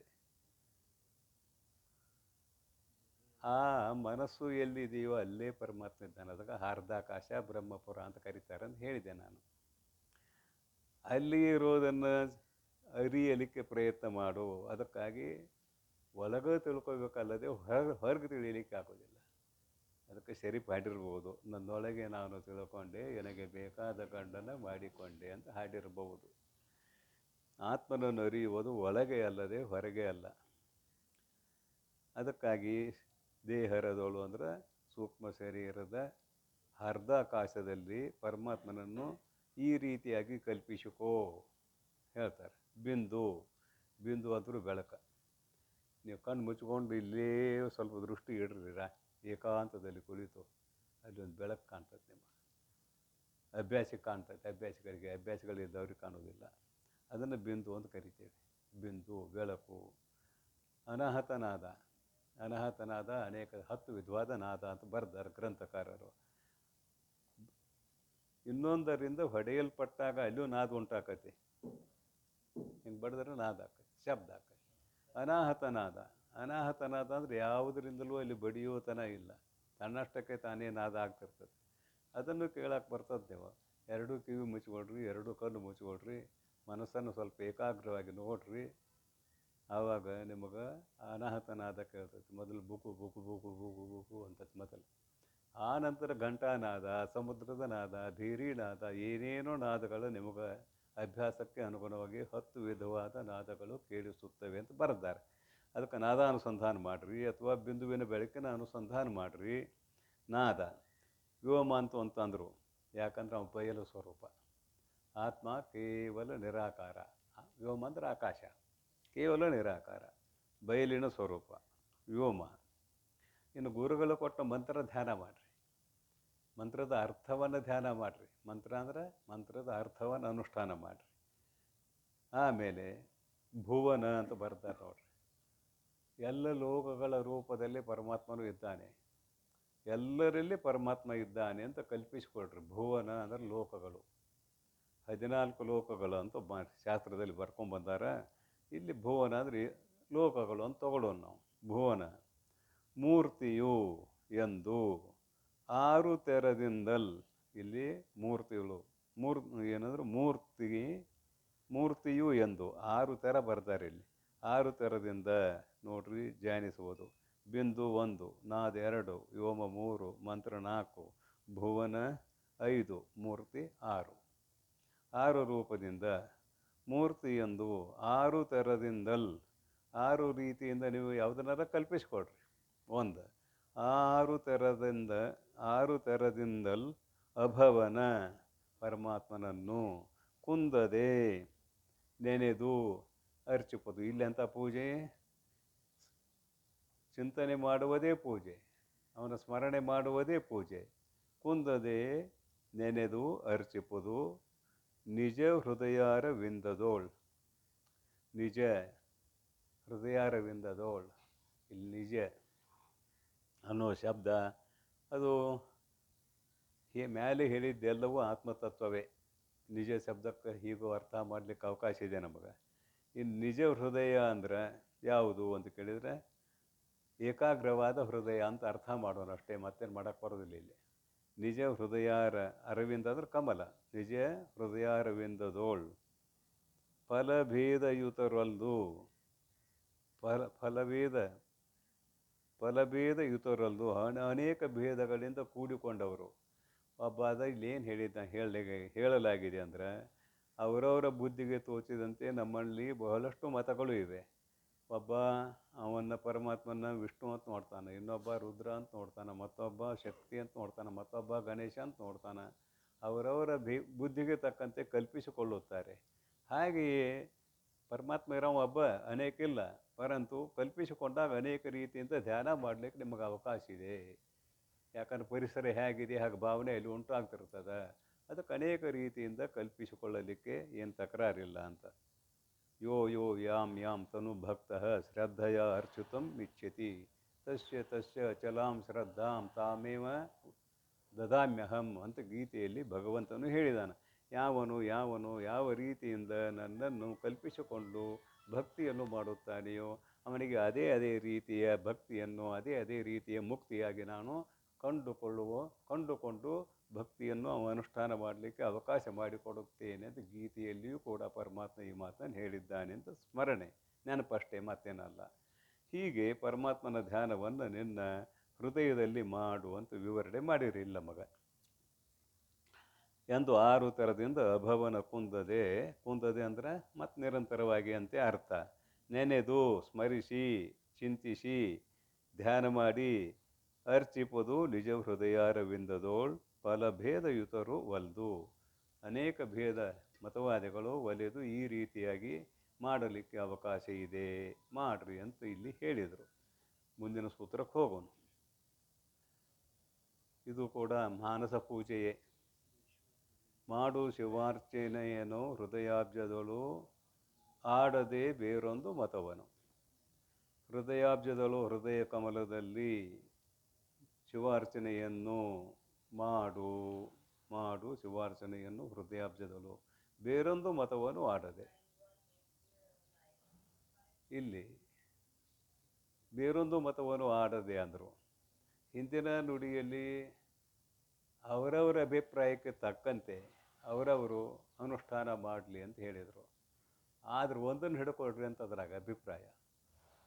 ಆರು ರೀತಿ ಹೇಳಿದ್ರಲ್ಲ, 6 ರೀತಿ ಹೇಳಿದಾಗ ಒಂದನ್ನು ಗಟ್ಟಿಯಾಗಿ ಹಿಡ್ಕೊಳ್ರಿ. ಆರುಣ್ಣು ಅಲ್ಲ, ಆರುಣ್ಣು ಹಿಡ್ಕೊಂಡ್ರೆ ಕಲಸ ಮಲಸ ಆಕತಿ. ಒಂದು ಊರಿಗೆ ಹಲವಾರು ದಾರಿ ಇದಾವೆ. ಆ ಎಲ್ಲ ದಾರಿ ಪರಿಚಯ ಮಾಡಿಕೊಟ್ರು. ಹಿಂಗೆ ಹೋದ್ರು ಆ ಊರಿಗೆ ಹೋಗಿ, ಹೀಗೆ ಹೋದ್ರು ಆ ಊರಿಗೆ ಹೋಗಿ. ಇವ ಒಂದು ದಾರಿ ಹಿಡಿದು 4 ಹೆಜ್ಜೆ ಹೋದ, ಇದನ್ನು ದೂರ ಆಕತ್ತೇನೋ ಬಿಡಂದ, ಹಿಂದಕ್ಕೆ ಹೋದ. ಮತ್ತೊಂದು ದಾರಿ ಹಿಡ್ದ ಹೋದ, ಹಿಂದೆ ಆಕತ್ತೇನೋ, ಇದು ದೂರ ಆಕತ್ತೇನೋ ಬಿಡಂದ. ಯಾವಾಗ ಊರು ಮುಟ್ಟ ನೀವು? ದಾರಿ 6 ಇರಲಿ 10 ಇರಲಿ, ಯಾವುದೋ ಒಂದನ್ನು ಗಟ್ಟಿಯಾಗಿ ಹಿಡಿದುಕೊಂಡು ನಡೆದರೆ ಊರು ಮುಟ್ಟುತ್ತಾನೆ. ಇಲ್ಲ, ಇಷ್ಟು ದಾರಿ ಇದಾವಂತ ಇದು ಚಲೋ ಇಲ್ಲ, ಇದನ್ನು ಬಿಟ್ಟು ಅದು ಚಲೋ ಇಲ್ಲ, ಅದನ್ನು ಬಿಟ್ಟು ಇದನ್ನೇ ಕೇಳಕತ್ತೇನೋ, ಆ ದೇವ್ರು ಚಲೋ ಇಲ್ಲ. ಭಾಳ ದಿನ ನಡ್ಕೊಂಡಿವಿ, ಏನೂ ಫಲ ಸಿಗಲಿಲ್ಲ. ಮತ್ತೊಂದು ದೇವ್ರಿಗೆ ಹೋದ, ಅಲ್ಲಿಯೂ ಫಲ ಸಿಗಲಿಲ್ಲ, ಮತ್ತೊಂದು ದೇವ್ರಿಗೆ ಹೋದ. ಹಾಗಾಗಬಾರ್ದು ಅನ್ನೋದಕ್ಕಾಗಿ ಇಲ್ಲಂತಾರೆ, ಆಡದೆ ಬೇರೊಂದು ಮತವನ್ನು. ಬೇರೊಂದು ಮತ ಆಡಬೇಡ, ನಿನಗೆ ಯಾವ್ದು ಮನಸ್ಸಿಗೆ ಬಂದೈತೆ ಅದನ್ನು ಗಟ್ಟಿಯಾಗಿ ಹಿಡ್ಕೊ. ಇಷ್ಟೇ ಅಭಿಪ್ರಾಯ. ಅಧಿಕಾರ ಕೊಟ್ಟಾರ, ನಿನಗೆ ಯಾವ್ದು ಮನಸ್ಸಿಗೆ ಬಂದಿದೆ ಅದನ್ನು ಗಟ್ಟಿಯಾಗಿ ಹಿಡ್ಕೊ, ಅಂದ್ರೆ ಗುರಿ ಮುಟ್ತು. ಇದ್ರೆ ಮುಟ್ಟುವುದಿಲ್ಲ. ಇಲ್ಲಿ ಶಿವ ಶಬ್ದ ಹಾಕ್ಯಾರ. ಮಾಡು ಶಿವಾರ್ಚನೆಯೇನು, ಶಿವನ ಇಲ್ಲಿ ಪಾರ್ವತಿ ಪರಮೇಶ್ವರ ಅಂತ ಕಲ್ಪಿಸ್ಕೊಳ್ಳೋಣ ಈಗ. ಯಾಕಂದ್ರೆ ಪೂಜೆ ಮಾಡಬೇಕಲ್ಲ. ಇಲ್ಲಿ ಶಿವಪ್ಪನ ಒಬ್ಬನ ತೊಗೊಳ್ರಿ, ಇಬ್ಬರನ್ನ ಯಾಕೆ ತೊಗೊಳ್ತೀರಿ? ಇಚ್ಛೆ ಇದ್ರೆ ಇಬ್ಬರನ್ನೂ ತೊಗೊಳ್ರಿ, ತಕರಾರಿಲ್ಲ. ಮಾಡು ಶಿವಾರ್ಚನೆಯೇನು, ಶಿವನ ಪೂಜೆಯನ್ನು ಮಾಡು. ಎಲ್ಲಿ ಮಾಡು? ಹೃದಯಾಬ್ಜದಳು, ನಿನ್ನ ಮನಸ್ಸಿನಿಂದ ಹೃದಯ ಕಮಲದಲ್ಲಿ ಪೂಜೆಯನ್ನು ಮಾಡು. ಬೇರೊಂದು ಮತವನ್ನು ಆಡದೆ. ಮತ್ತೊಂದು ಮತಕ್ಕೆ ಹೋಗಬೇಡ. ಈಗ ಶಿವಾರ್ಚನೆ ಮಾಡ್ತೀವೋ ಅದೇ ದಾರಿ ಹಿಡ್ಕೊಂಡು ಹೋಗು, ನೀನು ಗುರಿ ಮುಟ್ತಿ ಅಂತ ಅಭಿಪ್ರಾಯ. ಕೆಳಗಿನ ಪದ್ಯ ನೋಡ್ರಿ, ಚಂದ ಬರೀತಾರೆ. ಮಾಯ ಹೊಂದದ ಬೋಧವನು. ಈಗ ಮಾಯ ಹೊಂದದ ಬೋಧವನು ಶುದ್ಧ ಮತಿವಿಡಿದು ವೈಯಾರದಿಂದ ಭಾವಿಸಿ ತಾನು ಕಾಯಾದಿ ಕರಣಾಂತರದಳು ತದ್ಗುಣ ಸಮುದಾಯಾನುಗುಣದಿಂದೇ ಭಜಿಪುದು. ಇಲ್ಲಿ ಶುದ್ಧ ಚೇತನ ತಗೊಂಡ್ರು. ಮಾಯ ಹೊಂದದ ಬೋಧವನು. ಬೋಧ ಅಂದ್ರೆ ಚೇತನ, ಶುದ್ಧ ಚೇತನ. ಮಾಯ ಹೊಂದದ ಬೋಧವನು ಶುದ್ಧ ಮತಿವಿಡಿದು, ನಿನ್ನ ಮನಸ್ಸಿನಲ್ಲಿ ಸತ್ವಗುಣ ಇರಲಿ. ಸತ್ವ ಸಂಜಾಯತೆ ಜ್ಞಾನಂ. ಸತ್ವಗುಣಾನ್ವಿತವಾದ ಮನಸ್ಸಿನಿಂದ ವೈಯಾರದಿಂದ, ಶುದ್ಧ ಮತಿವಿಡಿದು ವೈಯಾರದಿಂದ, ಬಹಳಷ್ಟು ಪ್ರೀತಿಯಿಂದ, ವೈಯಾರ ಬಹಳಷ್ಟು ಪ್ರೀತಿಯಿಂದ ಭಾವಿಸಿ. ಶುದ್ಧ ಚೇತನ, ಆ ಪರಮಾತ್ಮ ಅಂದರೆ ಶುದ್ಧ ಚೇತನ ಎಂದು ಭಾವನೆಯನ್ನು ಮಾಡಿಕೊಂಡು ತಾನು, ಯಾವ ಸಾಧಕನಿದ್ದಾನಲ್ಲ ಅವನು, ಕಾಯಾದಿ ಶರೀರವೇ ಮೊದಲಾದ ಕರಣಾಂತರದಳು. ಕರಣಗಳಂದ್ರೆ ನಮ್ಮಲ್ಲಿ ಪಂಚಜ್ಞಾನೇಂದ್ರಿಯಗಳು ಕರಣಗಳು, ಮನಬುದ್ಧಿಗಳು ಕೂಡ ಕರಣಗಳು. ಮನಬುದ್ಧಿ ಅವು ಕರಣಗಳೇ. ಕರಣಾಂತರದಳು ತದ್ಗುಣ ಸಮುದಾಯ ಅನುಗುಣದಿಂದೆ. ಸಮುದಾಯಾನುಗುಣದಿಂದೆ ಏನು ಹಂಗಂದ್ರೆ? ತದ್ಗುಣ ಸಮುದಾಯಾನುಗುಣದಿಂದ ಅಂದ್ರೆ ಆತ್ಮತತ್ವ ಕೇವಲ ಚೇತನ, ಅದು ಮಾಯ ಹೊಂದದ ಬೋಧ ಅಂದರೆ ಕೇವಲ ಚೇತನ. ಚೇತನ ಅಂದರೆ ಏನು ಅಂದರೆ ಅರಿವು, ಕೇವಲ ಅರಿವಿನ ಗಟ್ಟಿ. ಆ ಅರಿವು ಎಲ್ಲ ಕರಣಗಳಲ್ಲಿಯೂ ಶರೀರದಲ್ಲಿಯೂ ಇದೆ. ಯಾಕೆ? ಕಣ್ಣು ನೋಡ್ತದಂದ್ರೆ ಇಲ್ಲಿ ಅರಿವು ಇದೆ, ಚೇತನ ಇದೆ. ಕಿವಿ ಕೇಳ್ತದಂದ್ರೆ ಇಲ್ಲಿ ಅರಿವು ಇದೆ. ಈಗ ಎಲ್ಲ ಕರಣಗಳಲ್ಲಿ ಅರಿವು ಇದ್ದಾಗಲೇ ಅದು ತಿಳಿತದೆ. ಅರಿವು ಇಲ್ಲಂದ್ರೆ ತಿಳಿಯುವುದಿಲ್ಲ. ನೇತ್ರಕ್ಕೂ ಅರಿವಿಗೂ ಸಂಬಂಧ ಇರೋದಿಲ್ಲ, ಇರ್ತದೆ ಅಂತ ಕೇಳಿದ್ರೆ ಅಲ್ಲಿ ಒಂದು ಮನಸ್ಥಿತಿ ನಿಮಗೆ ತಿಳಿಸ್ಬೇಕೀಗ. ಪರಿಪೂರ್ಣ ಆತ್ಮ ಅಂತೀರಿ, ಮತ್ತಲ್ಲಿ ಕಿವಿ ಇದ್ದಲ್ಲಿ ಆತ್ಮ ಪರಿಪೂರ್ಣ ಅಂತಾಯಿತು. ಮತ್ತು ಅಲ್ಲಿ ಇರ್ತದ ಅಥವಾ ಇಲ್ಲ ಅಂತ ಹೇಳಕ್ಕೆ ಜಾಗನೇ ಇಲ್ಲಲ್ಲ, ಅಲ್ಲಿ ಯಾವಾಗಲೂ ಅದು ಇರುವಂಥದ್ದೇ. ಆ ಬಯಲಿನಲ್ಲಿಯೇ ಅಂದರೆ ಆತ್ಮರೂಪ ಬಯಲಿನಲ್ಲಿಯೇ ಕಿವಿ ಇದೆ. ಕಿವಿಗೂ ಅದಕ್ಕೂ ಸಂಬಂಧ ಇಲ್ಲ ಅಂತ ಹೇಳೋದು ಹೇಗೆ ಅಂತ ಕೇಳಿದರೆ, ಅಲ್ಲಿ ಸೂಕ್ಷ್ಮ ಶರೀರ ಅಂತ ಅಂಗೀಕಾರ ಮಾಡಿದ್ದೀವಿ, ಅಲ್ಲಿ ಮನಸ್ಸಿದ್ರೆ ಮಾತ್ರ ಅದು ಹೊಂದಗಡೆ ಆಗ್ತದೆ. ನಮಗೆ ದೃಷ್ಟಾಂತ ಭಾಳ ಚಲೋ ಮಾಡ್ಯಾರ. ಕರೆಂಟನೂ ಇದೆ, ಇಲ್ಲಿ ಫ್ಯಾನೂ ಇದೆ, ಆದರೆ ಅದು ತಿರುಗ್ತತೆ ಏನಾದರೂ ತಿರುಗೋದಿಲ್ಲ. ಮತ್ತೇನು ಬೇಕು? ಒಂದು ಬಟನ್ ಬೇಕು. ಬಟನ್ ಆನ್ ಮಾಡಿರಿ ಫ್ಯಾನ್ ತಿರುಗ್ತದೆ, ಬಟನ್ ಆಫ್ ಮಾಡಿದಿರಿ ಫ್ಯಾನ್ ತಿರುಗ್ತದೆ. ಅಲ್ಲಿ ಕರೆಂಟ್ ಇಲ್ಲೇನೋ ಐತಿ, ಮುಟ್ಟಿ ನೋಡ್ರಲ್ಲ ಬೇಕಾದ್ರೆ ಇಲ್ಲ ಅಂತೇಳಿ. ಕರೆಂಟ್ ಐತಿ, ಮತ್ತು ಫ್ಯಾನ್ ಯಾಕೆ ತಿರುಗುವಲ್ದು? ಬಟನ್ ಆಫ್ ಆಗಿದೆ. ಹಾಗೆ ಆತ್ಮತತ್ವಕ್ಕೂ ನಿನ್ನ ಶ್ರೋತ್ರೇಂದ್ರಿಯಕ್ಕೂ ನಡ್ಕೊಂಡು ಬಟನ್ ಐತಿ. ಅದೇ ಸೂಕ್ಷ್ಮ ಶರೀರದಲ್ಲಿರುವಂಥದ್ದು ಅದು ಮನಸ್ಸು. ಆ ಮನಸ್ಸು ಕಿವಿಯೊಡನೆ ಕೂಡಿಕೊಂತು ಆನ್ ಆಯಿತು. ಮನಸ್ಸು ಕಿವಿಯೊಡನೆ ಕೂಡಿಕೊಳ್ಳಲಿಲ್ಲ, ಆಫ್ ಆಯಿತು. ಯಾವಾಗ ಆಫ್ ಆಯಿತು ಅವಾಗ ಇದೇನು ಕೇಳೋದಿಲ್ಲ, ಏನೂ ಹೇಳೋದಿಲ್ಲ. ಆನ್ ಆಯಿತು, ಇದು ಕೇಳ್ತದೆ. ಇದರಂತೆ ಉಳಿದಕ್ಕೆಲ್ಲ ಜೋಡಿಸ್ಕೊಟ್ರಿ. ಎಲ್ಲ ಇಂದ್ರಿಯಗಳಲ್ಲಿ ಅರಿಯುವತನ ಯಾರಿಂದ ಬಂದಿದೆ ಅಂದರೆ ಆತ್ಮನಿಂದ ಬಂದಿದೆ. ಅಲ್ಲಿ ಅರಿವು ಸ್ವರೂಪದಿಂದ ಆತ್ಮನು ಎಲ್ಲ ಕಡೆ ತುಂಬಿಕೊಂಡಿದ್ದಾನೆ. ಅದು ನಡ್ಕೊಂಡು ಬಟನ್ ಕೊಟ್ಟಾರ ಮಾರಾಯ. ಆ ಬಟನ್ ಕೊಡದಿದ್ರೆ ಭಾಳ ಚಲೋ ಆಯ್ತಿತ್ತು, ನಾವೆಲ್ಲರೂ ಮುಕ್ತರಾಗಿ ಹೋಗ್ತಿದ್ದೀವಿ. ಆ ಮನಸ್ಸನ್ನು ಬಟನ್ ಕೊಟ್ಟಾನಲ್ಲ, ಅದು ಹೊರಗೆ ಎಳ್ಕೊಂಡು ಹೋಗಿಬಿಡ್ತದೆ. ಭಾಳ ಮನಸ್ಸ ಎಷ್ಟು ಪ್ರಬಲ ಅಂತ ಕೇಳಿದರೆ ನಮ್ಗೆ ಗೊತ್ತಾಗ್ದಂಗೆ ಎಳ್ಕೊಂಡು ಹೋಗಿರುತ್ತೆ ಇಂದ್ರಿಯಗಳನ್ನು. ಅದಕ್ಕೆ ಮನಸ್ಸು ದುರ್ಬಲ ಅಲ್ಲ, ಬಹಳಷ್ಟು ಪ್ರಬಲ. ಅದನ್ನು ಕೊಟ್ಟಾಗ ನಾವು ಪ್ರಯತ್ನ ಮಾಡಬೇಕಾಗಿದೆ. ಅದನ್ನು ಕೊಡದಿದ್ರೆ ಎಲ್ಲರೂ ಮುಕ್ತರಾಗಿ ಹೋಗ್ತಿದ್ದೆವು, ಸಹಜವಾಗಿ ಮುಕ್ತರಾಗ್ತಿದ್ದೀವಿ. ಅದಕ್ಕಾಗಿ ಅಂತಾರೆ ಇಲ್ಲಿ ಅದು ಆ ಗುಣ ಅದರಲ್ಲಿ ಕಾಯಾದಿ ಕರ್ಣ ಅಂತರದಳು ತದ್ಗುಣ ಅಂದರೆ ಅರಿಯುವತನ. ಸಮುದಾಯ ಗುಣದಿಂದ ಭಜಿಪೋದು. ಪರಮಾತ್ಮನು ಎಲ್ಲ ಕಡೆಗೆ ಈ ಶರೀರದಲ್ಲಿ ಇದ್ದಾನೆ ಅಂತ ತಿಳ್ಕೊಂಡು ಧ್ಯಾನ ಮಾಡೋದು ಅಂತ ಇದರ ಅಭಿಪ್ರಾಯ. ಶರೀರದ ಪ್ರತಿಯೊಂದು ನರನಾಡಿಗಳಲ್ಲಿ ಅವಯವಗಳಲ್ಲಿ ಇದ್ದಾನೆ ಅಂತ ತಿಳ್ಕೊಂಡು ಧ್ಯಾನ ಮಾಡು. ಇನ್ನು ಮುಂದೆ ಏನು ಮಾಡ್ತಾರೆ? ಇದು ಭಜಿಪುದು. ಹರಣೆ ಸರ್ವಾಧಾರಣು ಎಂಬುದು ಆಸನವು, ಪರಿಪೂರ್ಣನು ಎಂಬುದು ಆಹ್ವಾನವು, ಹರುಷವಾರಿಧಿ ಎಂಬುದು ಅರ್ಘ್ಯವು, ಈ ಜಗವು ಈಶ ಚರಣವು ಎಂಬುದೇ ಪಾದ್ಯವು ಎನಿಪುದು. ಈಗ ಪೂಜಾ ಕುಂಡ್ರಿಸ್ತಾರೆ ನಿಮ್ಮನ್ನು. ಹೊರಗಿನ ಪೂಜಾ ಆವಾಹನೆ ಮಾಡ್ತೀರಿ, ಅವಕ್ಕೊಂದು ಆಸನ ಹಾಕ್ತೀರಿ, ಕುಂಡ್ರಿಸ್ತೀರಿ, ಅಭಿಷೇಕ ಮಾಡ್ತೀರಿ, ವಿಭೂತಿ ಗಂಧ ಪುಷ್ಪ ಪತ್ರಿ ನಿಮ್ಮ ಹತ್ತಿರ ಏನೇನಿದೆ ಅದನ್ನೆಲ್ಲ ಏರಿಸ್ತೀರಿ. ಆಮೇಲೆ ಮಂಗಳಾರತಿ ಮಾಡ್ತೀರಿ ಅಂತೂ ಪೂಜೆ ಮಾಡು ಹೊರಗಿನ ವಿಧಾನ ಒಂದು ಏನೂ ಇದೆಯಲ್ಲ. ರೂಪಕ್ಕೆ ಮಾಡ್ತಾರೆ. ಇಲ್ಲೂ ರೂಪಕ್ಕೆ ಹೊರಗೆ ಹೇಗೆ ಪೂಜೆ ಮಾಡುತ್ತೀಯೋ ಒಳಗೆ ಹಾಗೆ ಪೂಜೆ ಮಾಡು. ಪರಮಾತ್ಮನನ್ನು ಆಸನ ಹೇಗೆ ಕೂಡಿಸ್ಬೇಕಲ್ಲ. ಹರನೇ ಸರ್ವ ಆಧಾರನೆಂಬುದು ಆಸನವು. ಪರಮಾತ್ಮನಿಗೆ ಆಸನ ಏನು ಹಾಕವ?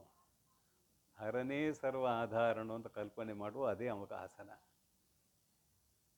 ಹರನೇ ಸರ್ವ ಆಧಾರನೆಂಬುದು ಆಧಾರ ಏನಾಯಿತು?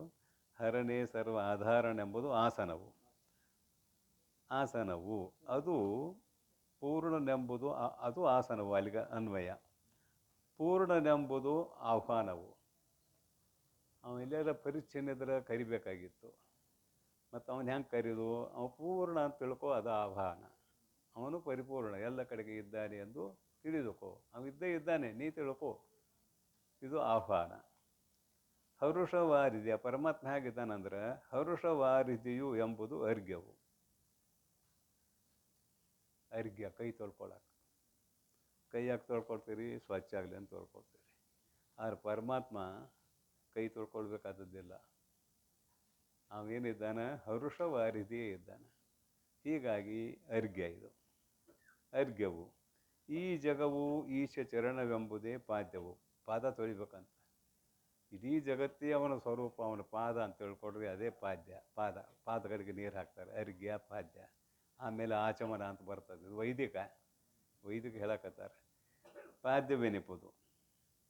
ಇಲ್ಲೇ ಅರ್ಘ್ಯ ಪಾದ್ಯ ಅಡ್ಡ ಹೇಳಿದರು. ಮುಂದಿನ ನುಡಿಯಲ್ಲಿ ಏನು ಹೇಳ್ತಾರೆ? ಅರಿವೇ ಪಾವನ ರೂಪವೆಂಬುದು, ಅರಿವೇ ಪಾವನವೆಂಬುದು ಆಚಮನೀಯ. ಬಾಯಾಗ ನೀರು ಹಾಕಿ ಹೋಗ್ಬಿಡೋದು, ಮುಖ ತೊಳ್ಕೊಡ್ದು ಅಂತ. ಮುಖ ಅಂದ್ರೆ ಬಾಯಿ. ಇದು ಆಚಮನ, ಆಚಮನೀಯ. ಪೂಜಾ ವಿಧಾನ ವೈದಿಕ ಅಂತ ಹೇಳಕತ್ತೇನೆ. ಆಚನವೆಂಬುದು, ಆಚನವು, ಆಚನಂ ಏನದು? ಆಚನ, ಆಚಮನೀಯವು, ಆಚಮನಂ ಅಂತ ಅರ್ಥ. ಆಮೇಲೆ ಅರಿವೇ ನಿರ್ಮಲವೆಂಬುದು ಅಭಿಷೇಕ. ಅಭಿಷೇಕ, ನೀವು ಲಿಂಗಕ್ಕೆ ಅಭಿಷೇಕ ಮಾಡ್ತೀರಿ, ಮೂರ್ತಿ ಇಟ್ಕೊಂಡು ಮೂರ್ತಿಗೆ ಅಭಿಷೇಕ ಮಾಡ್ತೀರಿ. ಅಭಿಷೇಕ ಯಾಕೆ ಮಾಡ್ತೀರಿ ಅಂದ್ರೆ ಅದ್ರ ಮ್ಯಾಲೆ ಕೊಳಿ ಅದು ಇದ್ರೆ ಹೋಗಲಿ ಅಂತ ಅಭಿಷೇಕ ಮಾಡ್ತೀರಿ. ಅತ್ಯಂತ ಶುದ್ಧ ಆತ್ಮತತ್ವ ಅದಕ್ಕೆ ಬರೋದ್ರಲ್ಲಿ ನಿರ್ಮಲವೆಂಬುದು ಅಭಿಷೇಕ. ಅರಿವೆಯೇ ಅತ್ಯಂತ ಶುದ್ಧ ಅಂತ ನೀನು ಭಾವನೆ ಮಾಡುವುದೇ ಅಭಿಷೇಕ. ಇನ್ನು ಅಭಿಷೇಕ ಆಯಿತು, ಆಚ್ಛಾದನ ಹೇಳ್ತಾರೆ ನೋಡ್ರಿ. ಅರಿವೇ ವಿಶ್ವಾತೀತವೆಂಬುದು ಆಚ್ಛಾದನ. ಮ್ಯಾಲೊಂದು ಬಟ್ಟೆ ಹಾಕ್ತೀವಿ. ಇಲ್ಲೂ ಪರಮಾತ್ಮನಿಗೆ ಬಟ್ಟೆ ಹಾಕಿ, ಏನು ಬಟ್ಟೆ ಹಾಕಿ? ಅವನೇ ವಿಶ್ವಾತೀತ ಅಂತ ಅರ್ಥ ಮಾಡಿ. ವಿಶ್ವವನ್ನು ಮೀರಿದವನು, ವಿಶ್ವಕ್ಕೆ ಅತೀತನಾದವನು. ಪರಮಾತ್ಮನ ಏಕದೇಶದಲ್ಲಿ ಜಗತ್ತಿದೆ, 4ನೇ ಭಾಗದಲ್ಲಿ. ಇನ್ನೂ 12ನೇ ಭಾಗ ದ್ವಿಲೋಕದಲ್ಲಿದೆ ಅಂತ ಹೇಳ್ತದೆ ಉಪನಿಷತ್ತು. ಅದಕ್ಕಾಗಿ ಅವನಿಗೆ ಜಗತ್ತಿನಕ್ಕಿಂತ ದೊಡ್ಡವಂತ ಹೇಳಿದ್ದು ಹೊಂದುಗಡೆ ಆಗ್ತದೆ. ವಿಶ್ವಾತೀತ, ವಿಶ್ವವನ್ನು ದಾಟಿದವನು, ಆ ಕಡೆ ಇದ್ದವನು ತಿಳಿಸಾಕಿದ. ಅವನ ಏಕದೇಶದಲ್ಲಿ ವಿಶ್ವ ಇದೆ ಅಂತ ಹೇಳ್ಬೋದು, ಸರಿಯಾದದ್ದು. ವಿಶ್ವಾತೀತನು ಎಂಬುದು ಆಚ್ಛಾದನ. ಮ್ಯಾಲ ನೀವು ಶಾಲ, ಬಟ್ಟೆ, ಹೊಸ ಬಟ್ಟೆ ಹೊದಿಸ್ತಿರ್ತಿರಲ್ಲ, ಅದು ಆ ಭಾವನೆ. ಆಚ್ಛಾದನವು. ಅರಿವೇ ನಿರ್ಗುಣವೆಂಬುವುದು ಉಪವೀತ. ಉಪವೀತ ಅಂದರೆ ಯಜ್ಞೋಪವೀತ. ಅದು ವೈದಿಕ ಅಂತ ಹೇಳಿದ್ದೇನೆ ಮೊದಲು ನಿಮಗೆ. ಯಜ್ಞೋಪವೀತ ಅಂದ್ರೆ ಒಂದು 3 ಇಳಿ ದಾರ ಬಗಲಾಗ ಹಾಕ್ಕೊಳ್ತಾರೆ. ಮಂತ್ರ ಪುರಸ್ಸರವಾಗಿ ಗುರುಗಳು ಕೊಟ್ಟಿರ್ತಾರೆ, ಅದನ್ನು ದಾರ ಹಾಕ್ಕೊಳ್ತಾರೆ. ಅದಕ್ಕೆ ಬದಲಾಗಿ ಏನು ಮಾಡಿದರು, ಒಂದಷ್ಟು ಮಂದಿ ಬಸವಾದಿ ಪ್ರಮುಖರ ಕಾಲಕ್ಕೆ ಆ ದಾರ ಹಿಂಗೆ ಇದ್ದದನ್ನು ಹಿಂಗೆ ಹಾಕ್ಕೊಂಡ್ರು. ಹಿಂಗೆ ಹಾಕ್ಕೊಂಡು ಅದಕ್ಕೊಂದು ಕರಡಿಗೆ ಕೊಟ್ಟರು. ಅಲ್ಲೊಂದು ಲಿಂಗ ಕಲ್ಪನೆ ಮಾಡಿ ಲಿಂಗ ಕೊಟ್ಟರು ಬಸವಣ್ಣವ್ರ ಕಾಲಕ್ಕೆ. ಲಿಂಗ ಯಾಕೆ ಕೊಟ್ಟರು ಅಂತ ಕೇಳಿದರೆ, ನಿಮ್ಮ ದೇವರ ನೀವು ಪೂಜೆ ಮಾಡಿರಿ, ಇನ್ನೊಬ್ಬರ ಕಡೆಯಿಂದ ಪೂಜೆ ಮಾಡ್ತೀರಿ, ಹೆಂಗೆ ಆಕೈತಿ ಅಂತ ಲಿಂಗ ಕೊಟ್ಟರು. ಬಸವಣ್ಣವ್ರ ವಚನ ನೆನಪು ಮಾಡಿರಿ. ಅತಿಶಯದ ಗ್ರಾಸವನು ಮುಂದಿನ ಬೇಡ, ಯಾರಿಗೆ ಗೊತ್ತಿದ್ದಾರೆ ಗೊತ್ತಿರಲಿ, ಹೆರದ ಕೈಯಿಂದ ಮರಿಸುವರೆ. ಯಾರು ಅಷ್ಟು ವಚನ ಓದಿದ್ರೆ ಗೊತ್ತಾಗಿಬಿಡ್ತದೆ, ಅದು ಸಭೆಯಲ್ಲಿ ಹೇಳುವಂಥದ್ದಲ್ಲ, ಯೋಗ್ಯ ಅಲ್ಲ ಅಂತ. ಅದಕ್ಕೆ ಬಸವಣ್ಣವ್ರು ಏನು ಮಾಡಿದ್ರು, ಈ ಪೌರೋಹಿತ್ಯರ ದಬ್ಬಾಳಿಕೆಯನ್ನು ನೋಡಿ, ನಿಮ್ಮ ದೇವರ ನೀವೇ ಪೂಜೆ ಮಾಡ್ರು, ಅವ್ರ ಕಡೆಯಿಂದ ಪೂಜೆ ಮಾಡಿಸಿದ್ರೆ ನಿಮಗೇನು ಫಲ ಇದೆ? ರೊಕ್ಕ ಹಾಳಾಗೋದಷ್ಟೇ ಕೆಲಸ ಅಂದರು. ನಮ್ಗ್ಯಾರು ದೇವರ ಕೊಡ್ತಾರಂದ್ರು, ಕೊಡ್ತೇನೆ ತಗೋ ಅಂದರು. ಹೀಗಾಗಿ ಎಲ್ಲರಿಗೂ ಲಿಂಗ ಕಟ್ಟಿದರು ಬಸವಣ್ಣವರು.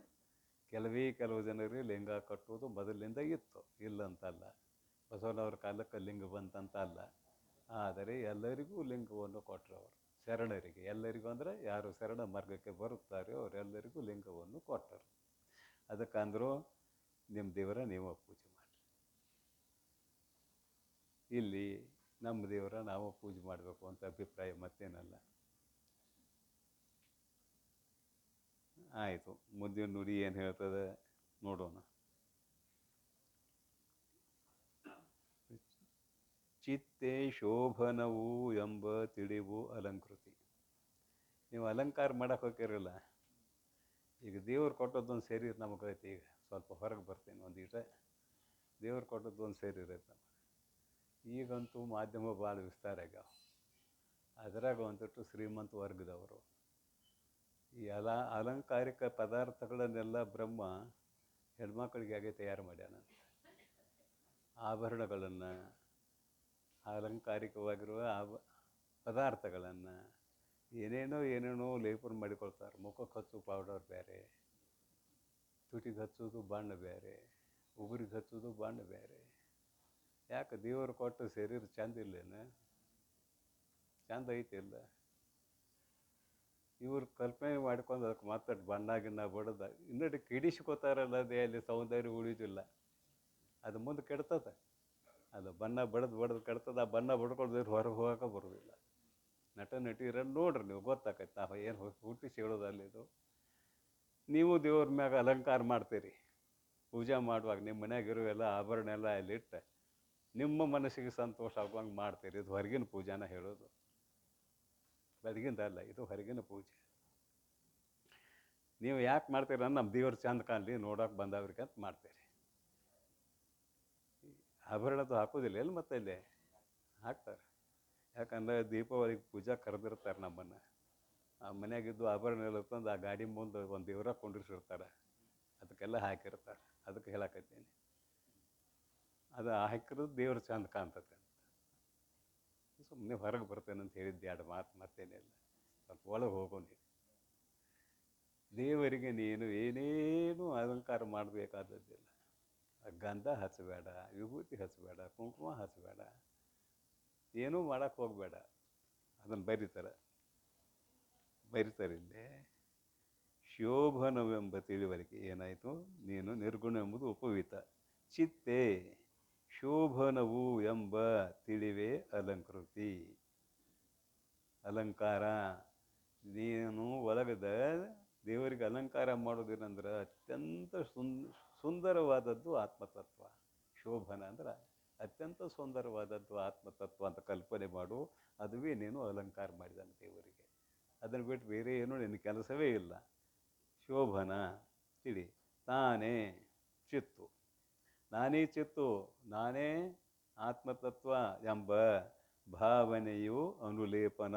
ಗಂಧ ಪಂಧ ಏನು ಹಚ್ತಾರಲ್ಲ, ಅನುಲೇಪನ. ಅದಕ್ಕೇನು ಗಂಧ ಪಂಧ ಹಚ್ಚೋದು ಬೇಕಾಗಿಲ್ಲ. ಈ ರುದ್ರಾಭಿಷೇಕ ಮಾಡೋರಿಗೆ ಒಂದು ಅವಶ್ಯವಾಗಿ 10 ಬಾಟ್ಲೆ ತರ್ರಿ ಅಂತ ಹೇಳ್ತಾರೆ. ಅವಶ್ಯವಾಗಿ 10 ಬಾಟ್ಲೆ ತರಬೇಕಂತ. ಆ 10 ಬಾಟ್ಲೆ ತಂತದಾಗಿಂದ ಒಂದಿಷ್ಟು 10 ಹಾಕ್ಕೊಂಡು ಒಂದಿಷ್ಟು ನೀರು ಕೂಡಿಸಿ ಅದಕ್ಕೆ ಒಂದಿಷ್ಟು ಪೂಜಾ ದ್ರವ್ಯ, ಕುಂಕುಮ, ಅರಿಶಿಣ ಕೂಡಿಸಿ ಅದ್ರ ಸುಗಂಧ ದ್ರವ್ಯ ಅಂತ ಮಾಡಿ ಅಭಿಷೇಕ ಮಾಡ್ತಾರೆ. ಇದು ಅಭಿಷೇಕ ಮಾಡುವ ಪದ್ಧತಿಯಲ್ಲಿ. ಆಮೇಲೆ ಅನುಲೇಪನ ಅಂದ್ರೆ ಹೇಳಿದ್ನೆಲ್ಲ ಗಂಧ ಪಂಧ ಹಚ್ತಾರೆ. ಇಲ್ಲಿ ಚಿತ್ತೆ ತಾನು ಅಂದ್ರೆ ಸಾಕು. ತಾನೇ ಚಿತ್ತೆಂಬ ಬಗೆಯು ಭಾವನೆಯು ಅನುಲೇಪನ. ನೀನೇ ಅವನು, ಅವನೇ ನೀನು ಆಗಿಬಿಡು. ಅಲ್ಲೇನು ಲೇಪನ ಮಾಡುವ ಅವಶ್ಯಕತೆ ಇಲ್ಲ. ಚಿತ್ತೆ ನಾದಾದಿ ಎಂಬುದು ಪುಷ್ಪವು. ಹಿಂದೆ ಚಿತ್ತ ನಾದ ಅಂತ ಹೇಳಿದ್ದಾರೆ. ನಾದಾದಿ ಆದಿ ಪದ ಹಾಕಿರು. ನಾದ, ಬಿಂದು, ಕಲ ಇವನ್ನೆಲ್ಲ ತಗೊಳ್ರಿ. ಅದುವೇ ಪುಷ್ಪಗಳು, ಅನೇಕ ವಿಧವಾದ ಪುಷ್ಪಗಳು. ಚಿತ್ತೆ ನಾದಾದಿ ಎಂಬುದು ಪುಷ್ಪವು. ಅತಿ ಕೀರ್ತಿ ವ್ಯತ್ತುದು ಚಿತ್ತು ಎಂಬುದು ಧೂಪ. ಇಲ್ಲೇನು ಮಾಡಿದರು, ಕೀರ್ತಿ ಎಲ್ಲ ಕಡೆ ಹರಡ್ತದೆ. ಹಾಗೆ ಧೂಪದ ವಾಸನೆಯು ಕೂಡ ಎಲ್ಲ ಕಡೆಗೆ ಹರಡ್ತದೆ. ಅದಕ್ಕಾಗಿ ಅತಿ ನಾದಾದಿ ಎಂಬುದು ಪುಷ್ಪವು. ಅತಿ ಕೀರ್ತಿ ವ್ಯತ್ತುದು ಚಿತ್ತ. ಚೈತನ್ಯ ಅತ್ಯಂತ ಕೀರ್ತಿದಾಯಕವಾದದ್ದು. ಅಂದ್ರೆ ಇದ್ರಾಗಿದ್ದಾಗ ಇದು ಶೋಭಾಯಮಾನವಾಗಿ ಕಾಣ್ತಾ ಇದೆ. ಇಲ್ಲದೇ ಇದ್ರು ಆದ್ರೆ ಇದು ಹೆಣ ಅಂತಿದ್ದೀವಿ. ಅದಕ್ಕೆ ಆ ಚೈತನ್ಯ ಅತ್ಯಂತ ಕೀರ್ತಿದಾಯಕವಾದದ್ದು ಅಂತ ಅಂಗೀಕಾರ ಮಾಡು. ಅದುವೇ ಧೂಪ. ಧೂಪ ಅಂದ್ರೆ ಅದೆಲ್ಲ ಕಡೆ ಹರಡ್ತದೆ ಹೇಳಿದ ವಾಸನೆ, ಧೂಪವು. ಇದನ್ನು ಮುಗಿಸೇ ಬಿಡೋಣ ಪದ. 2 ಮಿನಿಟ್ ಹೆಚ್ಚು ಕಡಿಮೆ ಆದರೂ ಏನು ಹೇಳುವಂಥದ್ದಿಲ್ಲ. ಪುರುಷ ಧೂಪ ಐತಿ, ದೀಪ ಬೇಕ. ಪುರುಷ ಸ್ವಯಂ ಜ್ಯೋತಿ ಎಂಬುವುದು ದೀಪವು. ಪರಮಾತ್ಮನು ಸ್ವಯಂ ಜ್ಯೋತಿ ಪ್ರಕಾಶ ಅಂತ ಕಲ್ಪನೆ ಮಾಡು. ಕಲ್ಪನೆ ಮಾಡೋದಲ್ಲ, ತಿಳ್ಕೋ. ಇದ್ದದ್ದು ತಿಳ್ಕೊ, ಕಲ್ಪನೆ ಮಾಡೋದಲ್ಲಿ ಇಲ್ಲಿ ತಿಳಿದುಕೋ. ದೀಪವು. ಆ ಪುರುಷನು ನಿತ್ಯ ತೃಪ್ತನು ಎಂಬುದು ನೈವೇದ್ಯವು. ಆ ಪರಮಾತ್ಮ ನಿತ್ಯ ತೃಪ್ತ. ಅವಾಗೇನ ಪ್ರಾಣ ಇಲ್ಲ, ಅಪಾನ ಇಲ್ಲ, ಉದಾನ ಇಲ್ಲ, ವ್ಯಾನ ಇಲ್ಲ, ಸಮಾನ ಇಲ್ಲ, ಏನೂ ಇಲ್ಲ. ಅವನು ನಿತ್ಯ ತೃಪ್ತ. ಅದುವೇ ನೈವೇದ್ಯವು. ಆ ಪುರುಷನೇ ಗುಣದೂರದ ಇರುವು ಎಂಬುದು ವೀಳ್ಯವು.